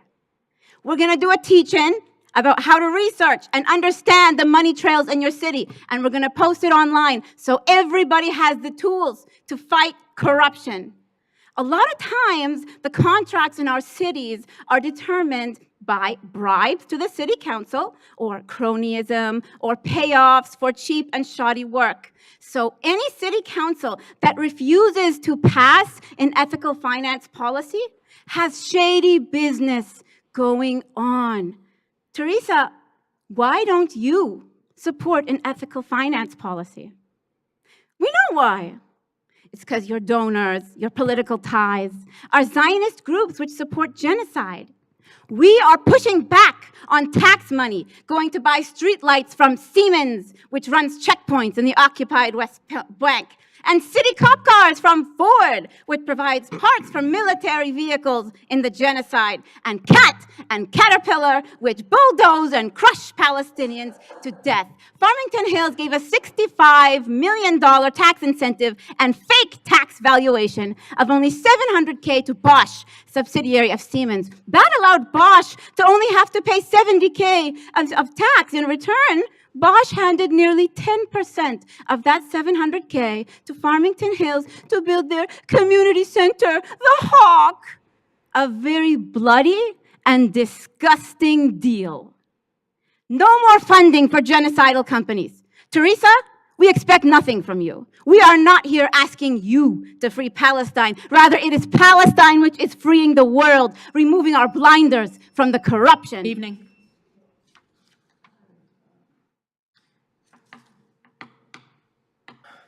Irwan Bilal Said, followed by Abdul Rahman Manal. Good evening. I was going to come up here and share the story of Juwan and Bilal Said. Please speak into the microphone. I was going to come and share the story of Juwan and Bilal Said, who were murdered by the Israeli occupation forces. I was going to share the story of Sidra, who was murdered and hanging from a wall with her legs blown off. I was going to share the story of Hind, who was surrounded by tanks, the drivers in the car with her that were murdered, and she was sitting there and then eventually murdered as ambulances were trying to get to her. I'm honestly appalled by the previous speaker who was running rampant with Islamophobic, xenophobic, and racist rants towards Arabs and Muslims, all while calling anti-Semitism. Anti-Semitism also includes being anti-Palestinian. There are Semitic Palestinians. Zionism does not equate to Judaism. And I can't believe that we're sitting here having this discussion. We have people in the crowd covering their ears like children when people are calling to stop funding a genocide. 2 days ago, there was a massacre in the Sirah. 274 people were murdered mercilessly. They're in body parts. I'm not sure why we're having these conversations of who deserves to have our humanity. It's disgusting and it's ridiculous, and we're way past this point. There are hundreds of thousands of people dead in Gaza, and we're still begging our city councils to give us a word of grievance and kindness and empathy. What stage are we at? This is Nazism. Zionism is Nazism. If you're on the side of Zionism, you're on the side of Nazism. They are murdering Palestinians mercilessly, and they're ripping them apart. And I'm disgusted with you for covering your ears and looking at us the way that you're looking at us. Shame on all of you, and shame on everyone here. It's been 8 months of genocide. Lies from Israel, debunked. Everything they've said from the beginning has been debunked. They're liars. Why are we still having this conversation? I'm not sure why we're even here in this room. This should have been done months ago. And it's absolutely ridiculous. Shame on all of you guys. You all have blood on your hands. Thank you. Okay. All right. Madam, I think, with the darker glasses, that's out of order. Please return to order. The two in the back snapping, I know it was not you, but the two next to you snapping, please, that needs to not happen again. Thank you.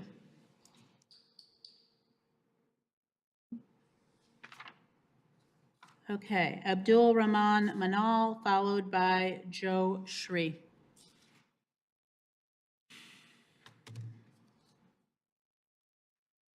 I'm here today as Abdurrahman Manhal, someone who was murdered on November 5th in 2023. Just this week, hundreds more have been murdered. And at this point, I get it, you're afraid. Why? Because you have been profiting from genocide and these death economies, and you are now continuing to invest in them, even in a moment where international law is clear. And on this Saturday, when Nusrat Camp, the massacre that occurred there, we shifted to even more international war crimes. And if you're wondering what that has to do with here, being in city council, again, international law is clear. It's both the states and their citizens. Any relationship with an entity that is conducting genocide makes you complicit. So when these ethical finances are lined out, we did the homework for you. Here is a way forward. Think about South Africa. Think about the Nuremberg trials. All of this is going to come to its head. It's right now time to take a side. You cannot keep trying to act like this is a far-off thing that is happening when from the very land that we're standing on being stolen, the way this country is developed, but let alone how much of our daily lives and economies are invested in this death economy. It is complicit. There's paper trails, the way that this economy and finances work. All the homework has been done. It is very simple. You can come up here and try to sell us to, oh, disagree, agree, let's respect each other, but it is a genocide that is occurring. If you want to talk about civility, what is considered order or disorder, I think that's where our conversation should start.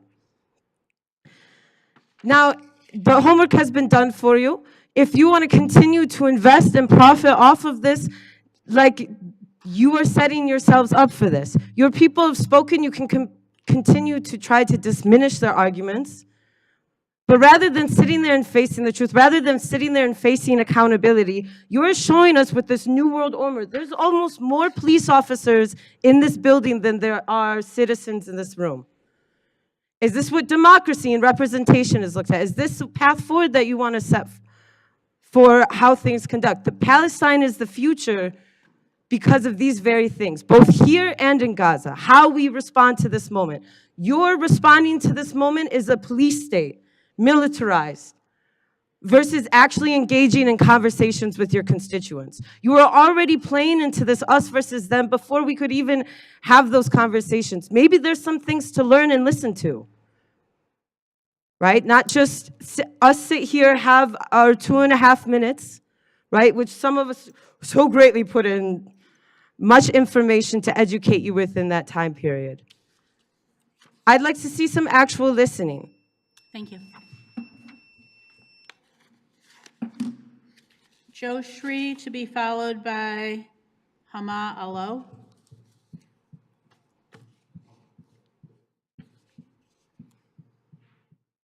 Good evening. Yeah, I know you don't care about anything but money and your personal comfort because this American empire is built off of and fueled off of the blood of our people. First, it was the blood of the natives, then it was the blood of black people, then of immigrants from the nations that this empire destabilized and continues to tear up for their resources and labor. We suffer, so you have someone to fear taking your job so your bosses can pay you less. Congratulations. I don't care about your small bickering or your issues or your technicalities. Law is not morality, by the way. And decorum isn't more sacred than the lives that you are directly invested in taking. It is not a war. Feel strongly about people's families being lost. Like, I don't care what you feel strongly about. People's families have been eradicated. Entire lineages have gone. You know what messes with somebody's private life? When their family dies. Specifically when it's their city invested in the companies that's killing them. Your whataboutism and rhetoric actually does not matter. The world will change and leave you behind. Your kids are going to be ashamed of you, by the way. Your city will fail if you don't represent righteousness. And when you stand silent during a genocide, you are a coward. You are a coward, and your grandchildren and your children and all of your lineage will be ashamed of you if it even exists. You will lose your power. Your gains are temporary and fleeting. You don't get to agree to disagree about a genocide. What you would do during apartheid and the civil rights movement, you are doing right now. Although I know you know that because you've heard that online already. No justice, no peace. We are going to make that clear. The people will fight for what is correct as they have throughout history. Each of you are closer to being homeless than you are to Bezos, and he is no safer than any of the headless kings of the past. Remember that. Go ahead and waste your money on funding prosecution against us or arming the police or building piers that will crumble in a couple days. Money is fake, and you are pathetic cowards that have no principles to stand on. May your sins make you miserable until you see hell. Evening.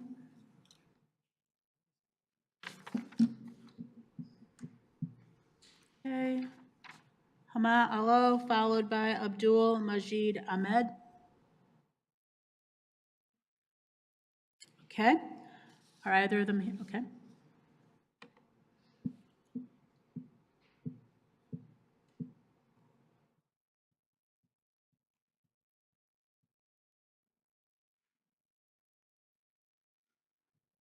My name is Melina Paratsakis, but I'm here representing two twins named Emel and Aidul Sadim.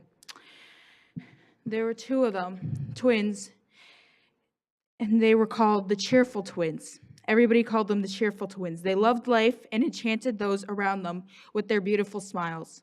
The sisters, they had dreams and a future ahead of them, but the Israeli occupation killed them. On December 19th, 2023, the sisters were martyred in an Israeli massacre as their home was targeted in an airstrike. Their fathers, mothers, grandfather, family, patriarch, their aunt, their cousin, and their granddaughters, and the other aunt and her children and her grandchildren, and their other uncles and their sons and their daughters, and approximately 140 other displaced individuals from the Saddam family were all martyred. But here we have people sounding complete crap about the Arafat scarves. I'm sorry, but that's one of the most hilariously ignorant things I've heard in a while. We've got the city council bringing in a gazillion cops and lowering the public speaking time so that they could scare us off and go home early. You know what? You guys could have avoided all of this by passing a ceasefire resolution and divesting from Israel months ago. Then you could have come to these meetings, finished whatever you had to finish on the agenda, and gone home by 9:15. Instead, you've done everything except pass a ceasefire. All you do is whine like babies that you have to stay longer. Grow up. The only time that the people of Gaza get to rest is when they're dead.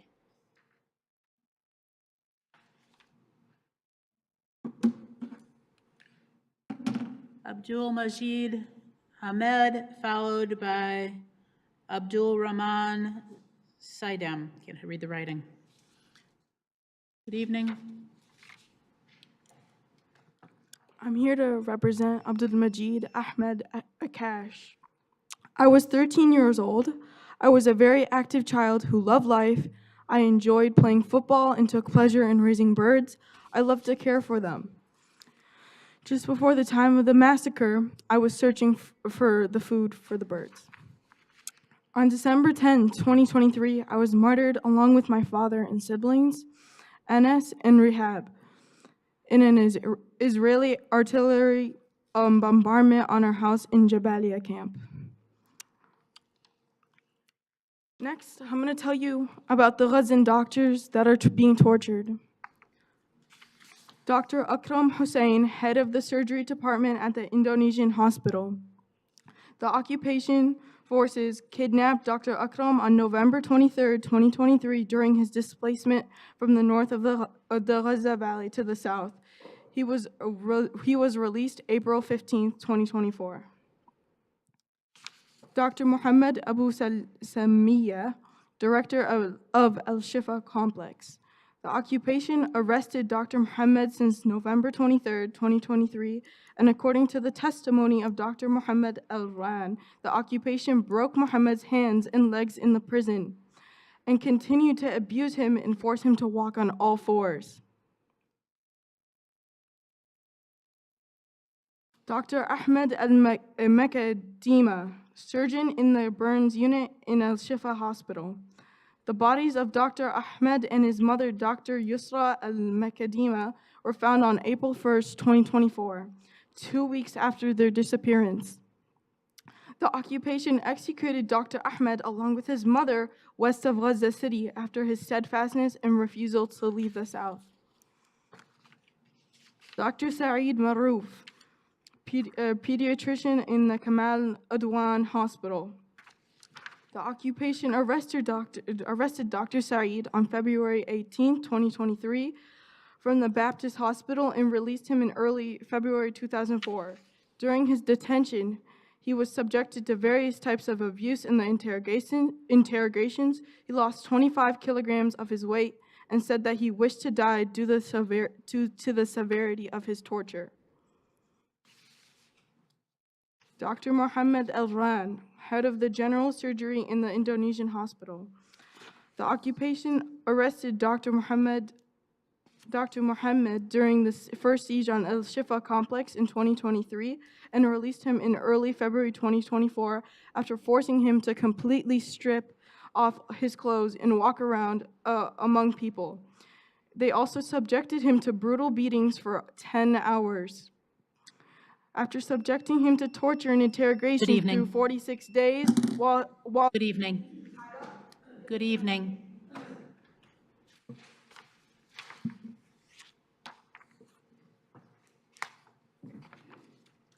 Abdul Rahman Sadim, followed by Mandy Lee. Okay. Abdul's not here. Mandy Lee. Mandy Lee. Okay. Next will be Mara Ahmed Atwa. And if you're going to be next, could you please be in a chair nearby? Good evening. Hello. I didn't really prepare anything to say, but are you not seeing what we're all seeing every day? Because I see hours and hours of videos of people being killed. I've seen a little girl who's probably not over 5 years old, and her face that was burned off with white phosphorus, and she didn't have eyelids. It is the worst thing I've ever seen. And she's stuck there. They're all stuck there, and there's nothing to help them. There's no painkillers. There's nothing to give them, and she's dying. She's probably dead. I've seen a little boy. I don't even know how old he was. Just his leg and arm amputated, and his whole family is dead. His whole family is gone, and he's just emaciated, starved. So his parents probably watched him starve to death.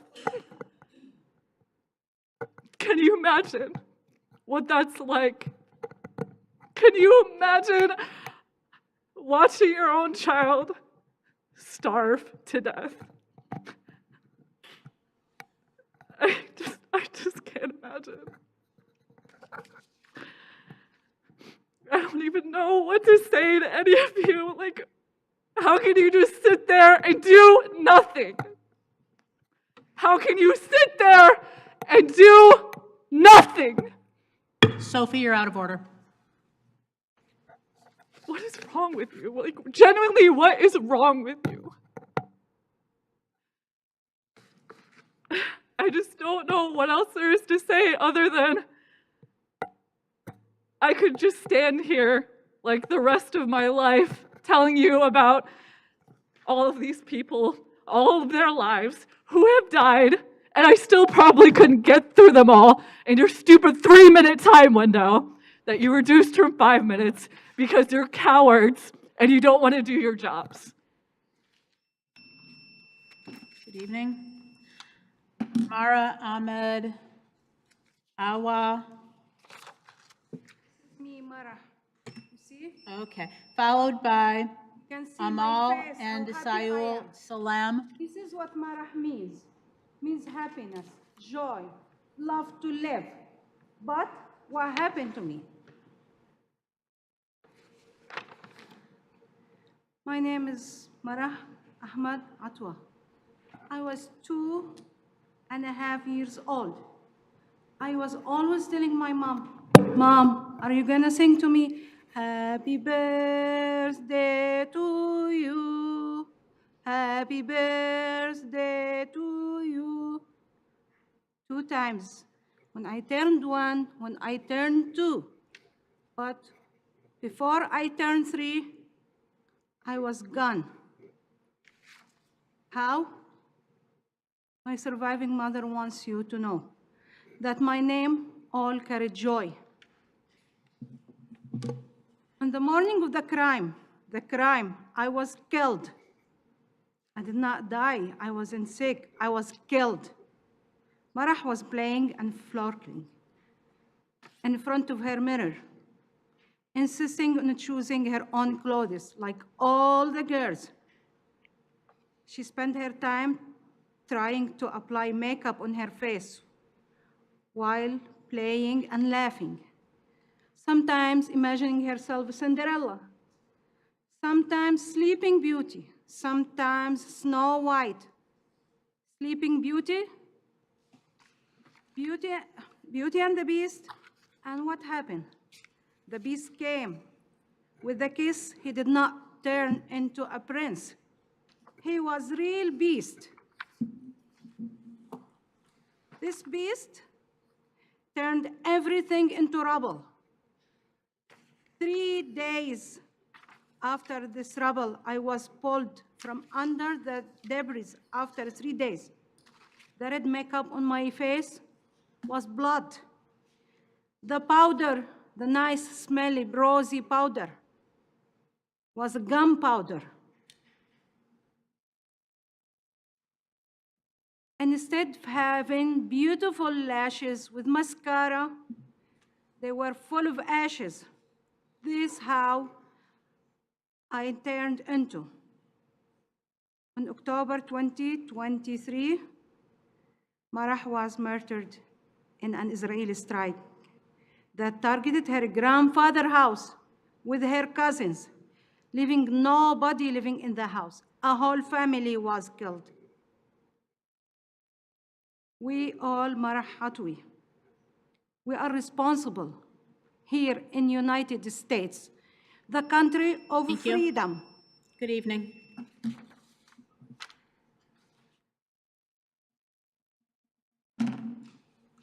So Amal and Ayol Salim, followed by Bizan, Rami, Fatih, Al-Basus.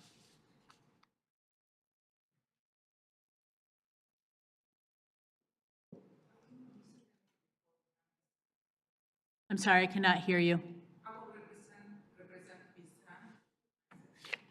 Okay, you may represent Bisan. I'm assuming the other one is not here. And you will be followed by Hani Azam. It would be lovely if you were to give your real name, however, and where you live, because I'm guessing you don't live in Gaza, Palestine. Yes, good evening. I'm here to represent Bisan Rami Fathi El-Bassous. She was 10 years old, and she was the resident of Shajaiya neighborhood in the city of Gaza. And she was in 5th grade at that time. She had 3 sisters and was beloved and had a playful spirit with everyone. And they were left Shajaiya heading towards the Nusayra city due to the savage Israeli bombardment in their neighborhood.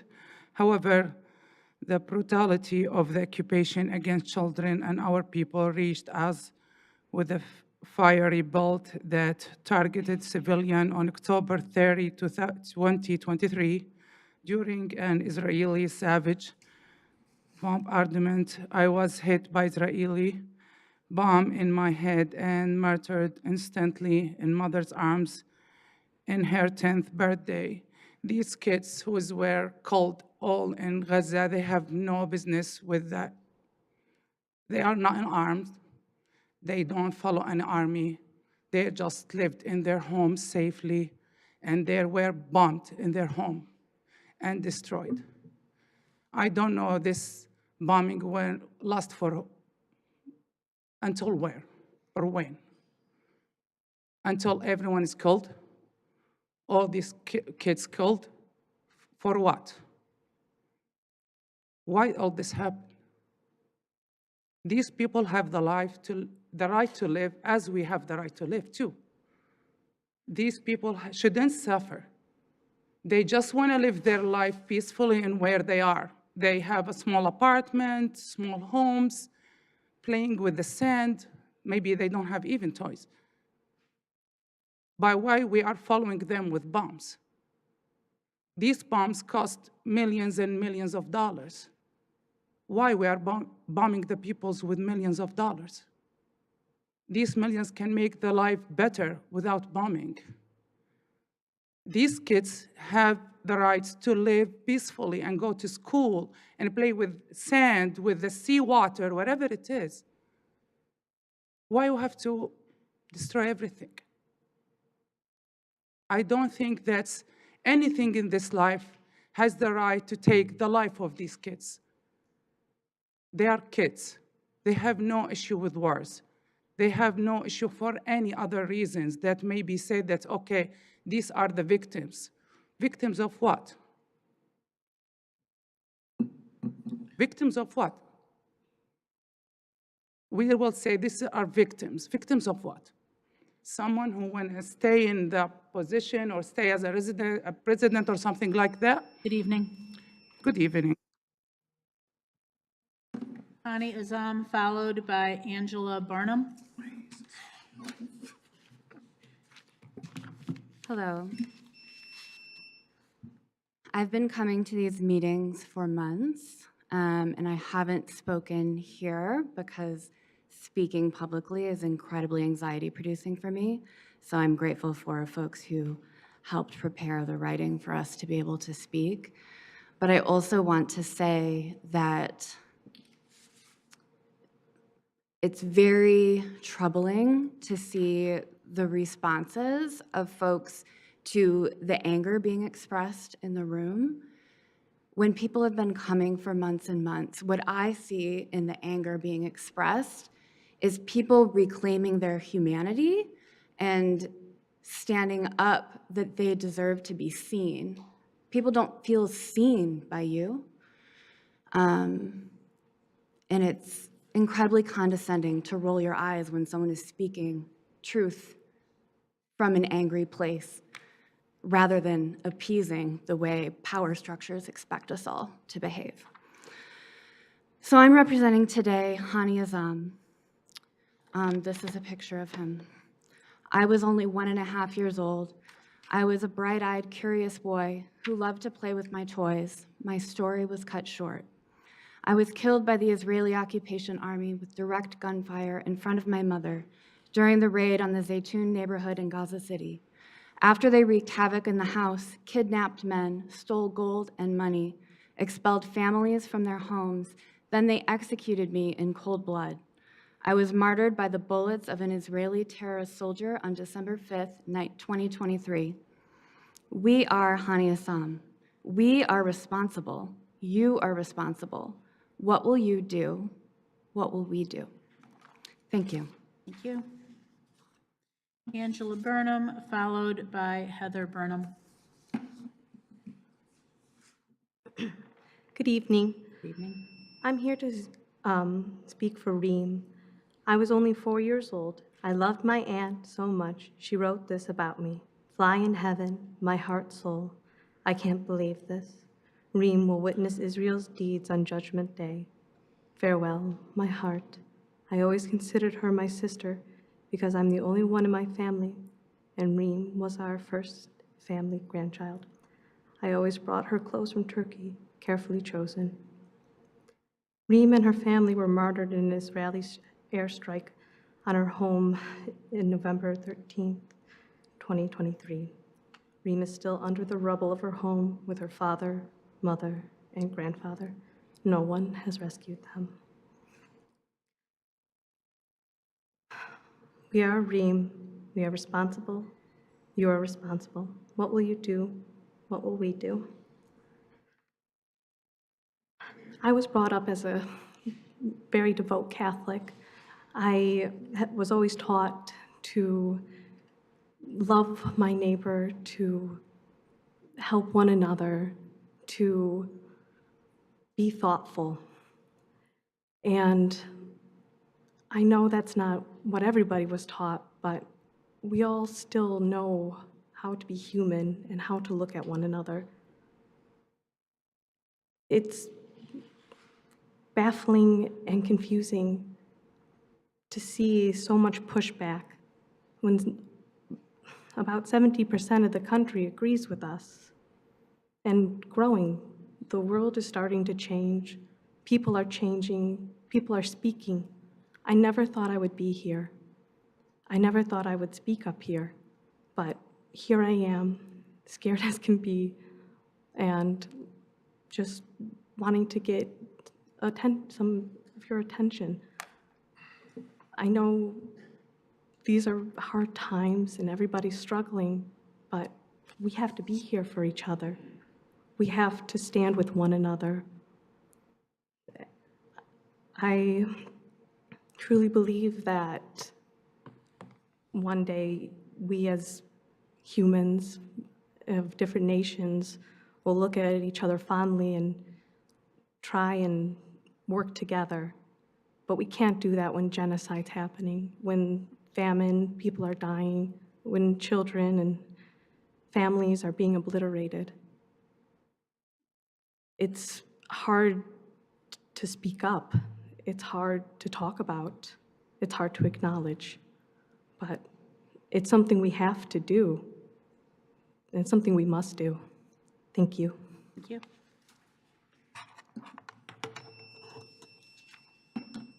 Heather Burnham, followed by Islam Al-Jazar.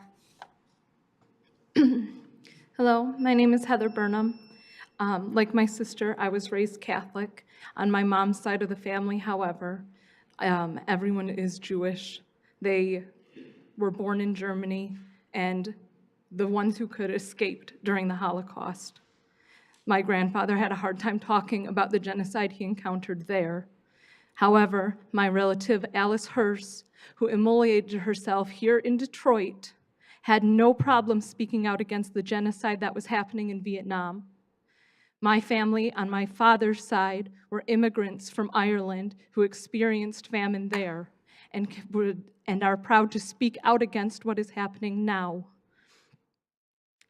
I am a teacher, and it hurts so much to see children the same age as my students having their limbs amputated, crying for their parents who are dead. And if you can't believe what you are seeing from the people that it is happening to, then you can go on to the Israeli social media and see what the soldiers are posting, and I promise you, it is immensely disturbing. As a woman of Jewish descent, it is my duty to speak against genocide. I cannot allow it to happen in my name. Zionism is not Judaism. The people of this world and of Farmington Hills, we're opening our hearts and our eyes, and we can see the atrocities that are happening in Palestine. And we are only asking that you speak and act with morality, the same way we will try and speak and act with morality. We're asking you to spend money on people here and divest from companies that are profiting from murder and genocide. And I need you to understand as well that our eyes are open to the genocides that are happening all over the world. We see the Congo, we see Sudan, we see what's happening to the indigenous people here, to people of color, to the people with disabilities, to the poor. We are opening our eyes and our hearts. This isn't the end. We need to start acting with morality and with justice, with passion, with humanity, and with righteousness. We can look back at the past and say, oh, we applaud the people who stood up in the Warsaw Ghetto. Stand up for the people now. The same things are happening today. We need to act. We just want you to divest. We're not asking you to go over there and to solve all the problems. We want the people here to know that you stand with them and that you stand against the Islamophobia, that you stand against murder, that you stand against hatred, that you stand against racism. I'm begging you, please. Thank you. Thank you. Islam Al-Jazar, followed by Baron Mohammed Bakr Rabi.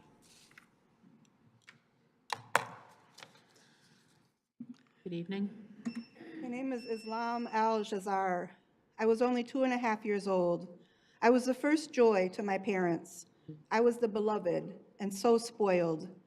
Despite that, my whole life had been during aggression in Gaza, wherever I was, I filled the place with happiness, with my silly movements and lightheartedness.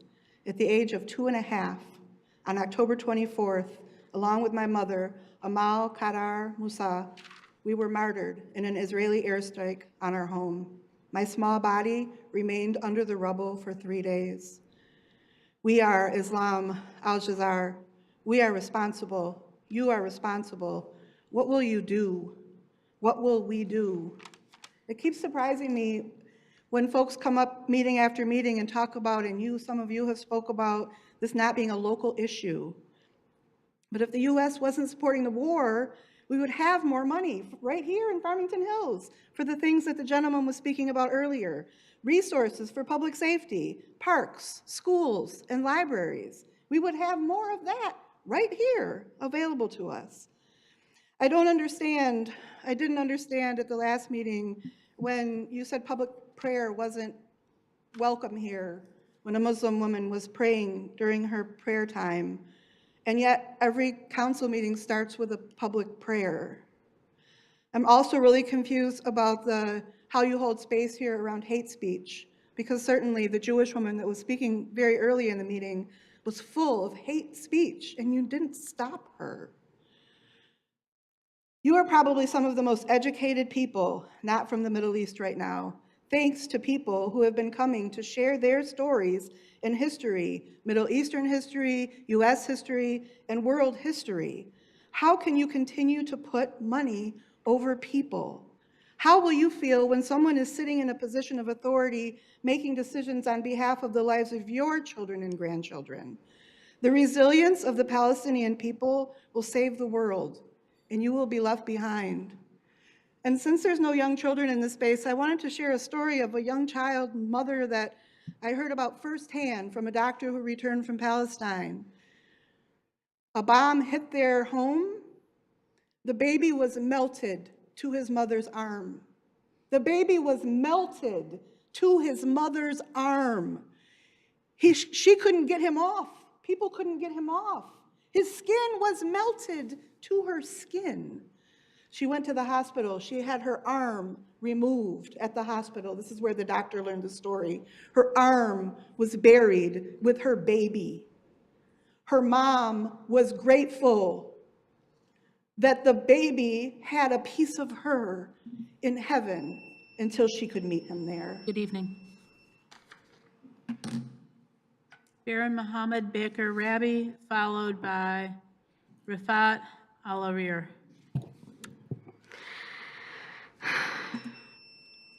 So one of the things I'm going to do today is represent 4-year-old Baron Mohammed Baker Rabi, who will forever be 4 years old. She was beautiful, had laughter that was soul refreshing, and a smile like the sun.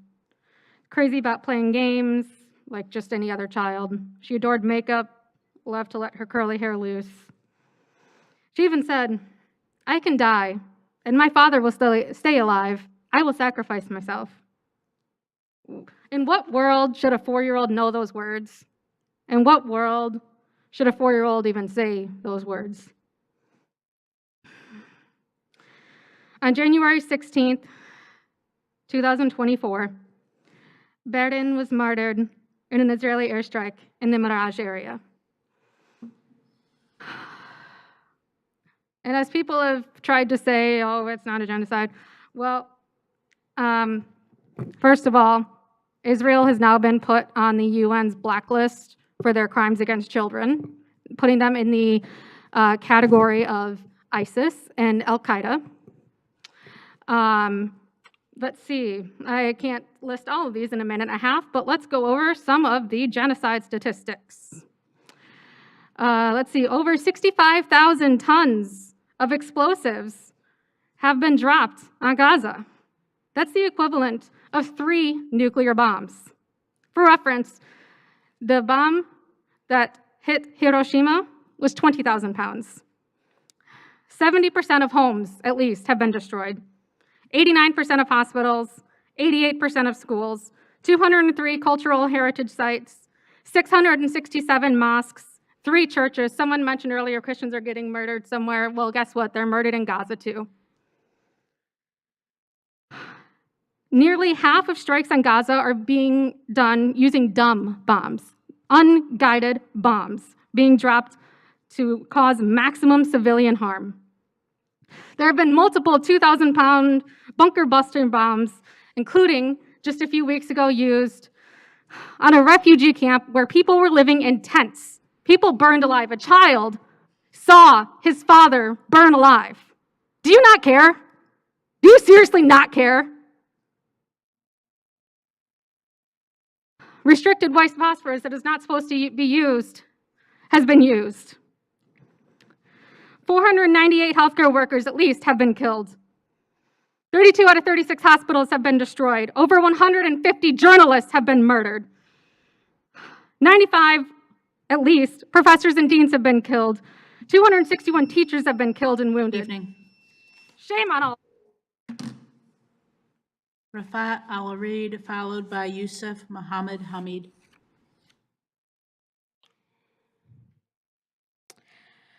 Hi, she's right. Shame on you. I am disappointed in all levels. Like, I'm more disappointed than any other emotion right now.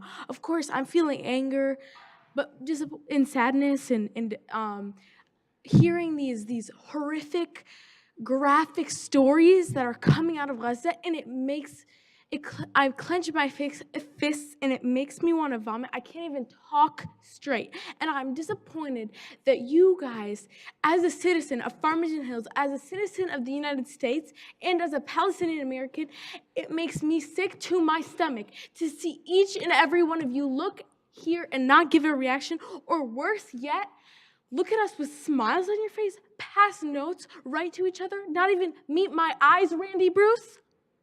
Okay, you guys should be ashamed of yourself. I'm here to represent Rafat El-Arir, who was killed in an airstrike. But right now, I need to address, because I need to get it off my chest, I need to address the racist woman who came up here and talked about our Yasser Arafat scarves. I guarantee you, she doesn't know who Yasser Arafat is, okay? Yes, this is called a kufiya. It's Palestinian, and it's basically a traditional scarf.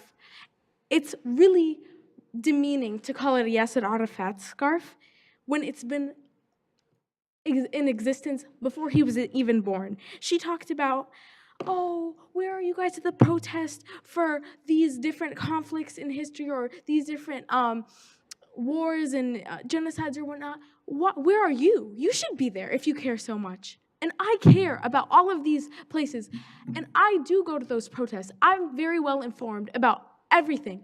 But what I have a problem with is when she comes up here and says African American Month, and which is actually Black History Month, and has the nerve to call out each and every one of us in this audience and say, oh, where are you? Talk to yourself, okay?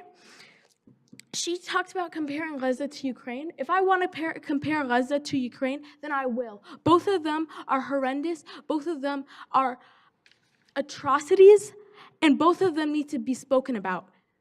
I should hear Gaza up in the news with Ukraine and all the other genocides and wars that she mentioned. She talked about how she didn't start a war. Yes, Israel did start the war in 1948. Everyone seems to forget about how Israel, 1948, they came in with 88,000 Israeli soldiers, probably more, and forced my ancestors to leave their homes. It's called a catastrophe for a reason. I think it was over 1 million displaced, and I forgot the number right now. That was... Good evening.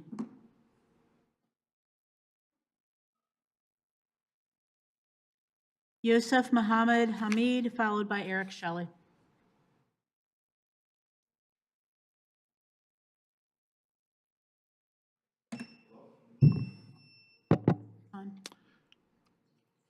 It was brought up, the kufiya, earlier. The lady came here. She was kind of uneducated on the kufiya itself, and I just wanted to set the record straight.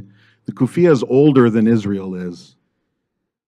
Israel was created, 75 years ago, whatever years ago. The kufiya is a couple hundred years at least. The Ottoman Empire, when it occupied Palestine, the Palestinians, the indigenous Palestinians in Palestine at the time, were wearing the kufiya. They were farmers. Now, for years, Zionism has controlled the media in the United States and indoctrinated everybody here that Palestinians are terrorists and they don't belong in the land. And, all the people here are terrorists because we're mad about the fact that all these people are getting killed in Gaza and in the West Bank. For us to ask for you to request a ceasefire is no different than any other international request that's been made. Ukraine, we've brought that up many times. It's equivalent. Armenia, it's equivalent. People are dying by an occupying power. Ukraine, those people are dying for the U.S. military complex. The same thing in Gaza. They're just spending, the military complex is making money off the death of Palestinians, and any other, they'll move on to the next country after.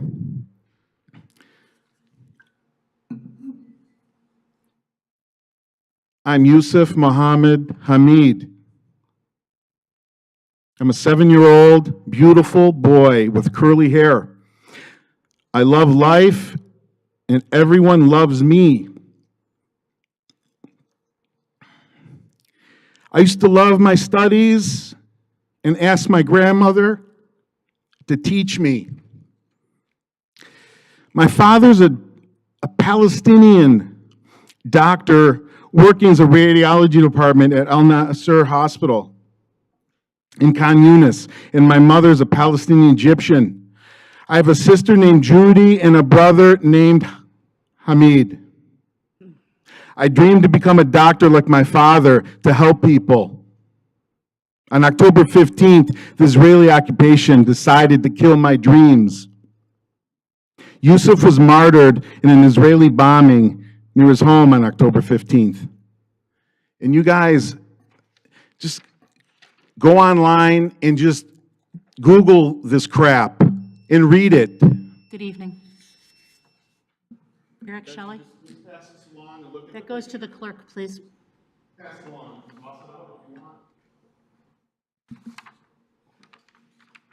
Good evening. Good evening. First, I'd like to compliment everyone who's spoken today. The names that were on all these cards were people murdered in Gaza, and I think that was well done, well done. You don't have to answer Councilman Dwyer, but I understand you have a background in law enforcement, and I think you understand that there was 4 hostages were rescued in Gaza earlier. If you were trying to rescue 4 hostages and had to kill 275 civilians in the process, would you say that was a successful mission? Probably not. But this is, kind of what we're looking at now. The loss of life is kind of irrelevant. And all we want to see is this loss of life, this unnecessary loss of innocent life to end. Mr. Aldred, I think you're aware, I've been working with a group of Farmington Hills residents, and we gave our feedback on the proclamation that was tabled last week. And we worked very hard drafting the proclamation was meant to mirror the Ukrainian proclamation you spoke of. And the description that you gave bears very little resemblance to the words that we put on that paper. I think our last communication, you said all that you had to say on the matter, and then I come here tonight and you have more to say. So I invite you to meet with me and the residents I've been working with to further discuss the proclamation, the words that you find problematic. I have to believe that there's some way that we can find a resolution, because if we can't find middle ground on such a simple matter, then what hope is there for any of us? Thank you. Thank you. And Eric, 10.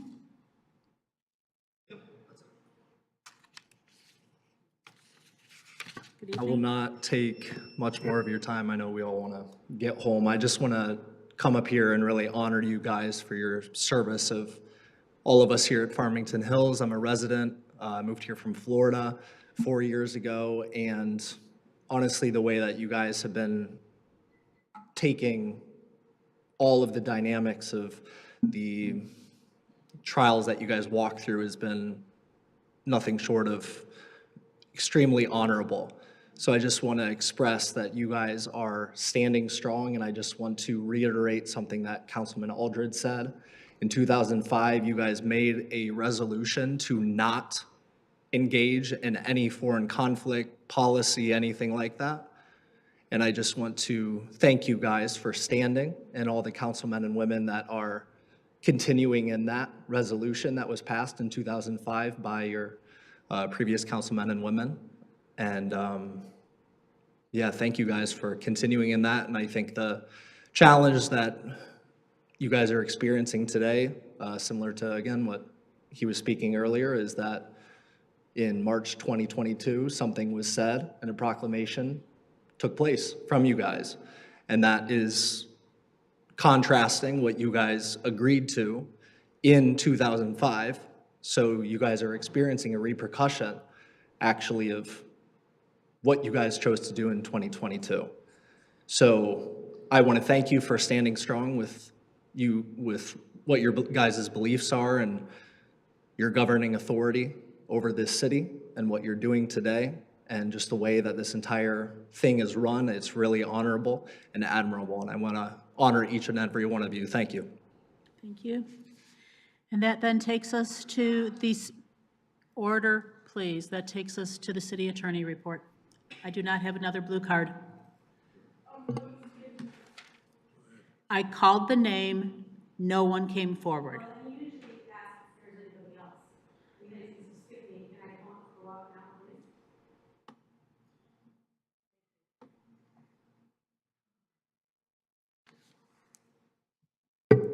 Thank you, Mayor. I'm not going to waste your time basically giving you accolades or condemning the city scum that came up here and took too many of her pills and came in here slurring incompetent, ignorant, Islamophobic terms, and she covered the gamut of hate. So I want to say, what's anti-Semitic is associating the Star of David with this genocide. That is anti-Semitic. For every Zionist genocide supporter of Israel who has come to say they are proud to live in Farmington Hills and to thank you for not taking a stand and standing up for justice, shame on you. Even though I was born and raised in the US and I've lived in Farmington Hills for almost 3 decades, I'm most proud of my Palestinian heritage, and Ademmi Falastini. I can trace my family's lineage and land in Palestine for over 400 years to the Ottoman Empire.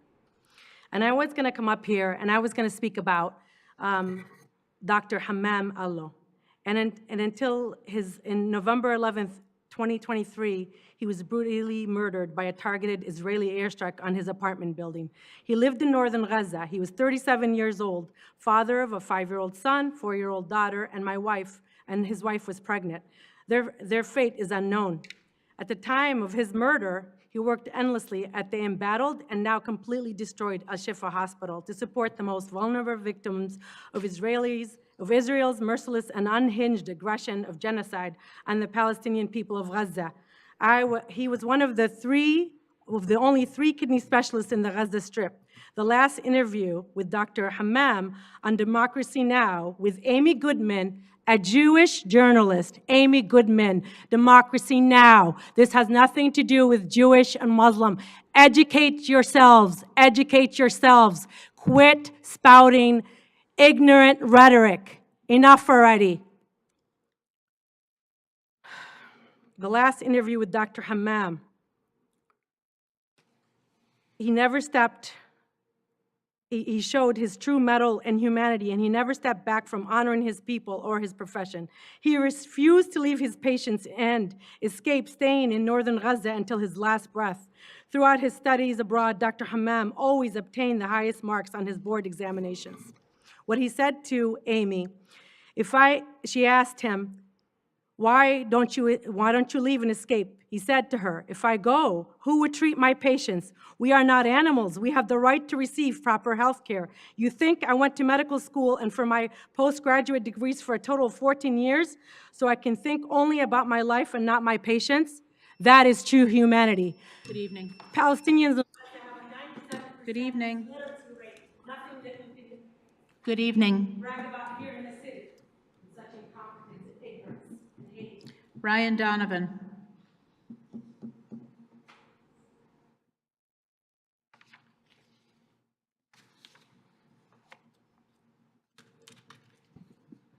Good evening. My name is Ryan. I am not a resident of Farmington Hills. However, my wife is from the city. I have several family members that currently reside in the city. I also attend church here, and I do much of my business within the city. I just want to thank you guys last week for not issuing the proclamation. Councilman Aldridge, I want to acknowledge and just say I agree with your comments regarding the issues with Ukraine, that was something that should not have been addressed. And if there's anything that you guys can do to revoke that, I would ask that you would move forward with that. Also, I just would like to say that I hope that you guys continue in your strong stance to stay within your boundaries, your responsibilities that you've been called and elected to according to the local citizens here. If you guys choose to change what you guys went with last week, I believe that you guys would be opening up and releasing the governing authority that you have to outside influences. So I just want to thank you guys for your long nights, your time, your commitment to the city. It is a beautiful city. I'm very thankful for this city. I'm thankful for you guys, for your time and your commitment. So thank you guys. God bless you. Good evening. City Attorney report, please. You have my report. I have nothing to add. Okay, thank you. We have achieved everything on our agenda. Looking for a motion to adjourn, please. So, Mr. Aldred? Madam Mayor, I move to adjourn the meeting. Thank you. Support. Motion and support. There is no discussion on a motion to adjourn. Good night, Farmington Hills.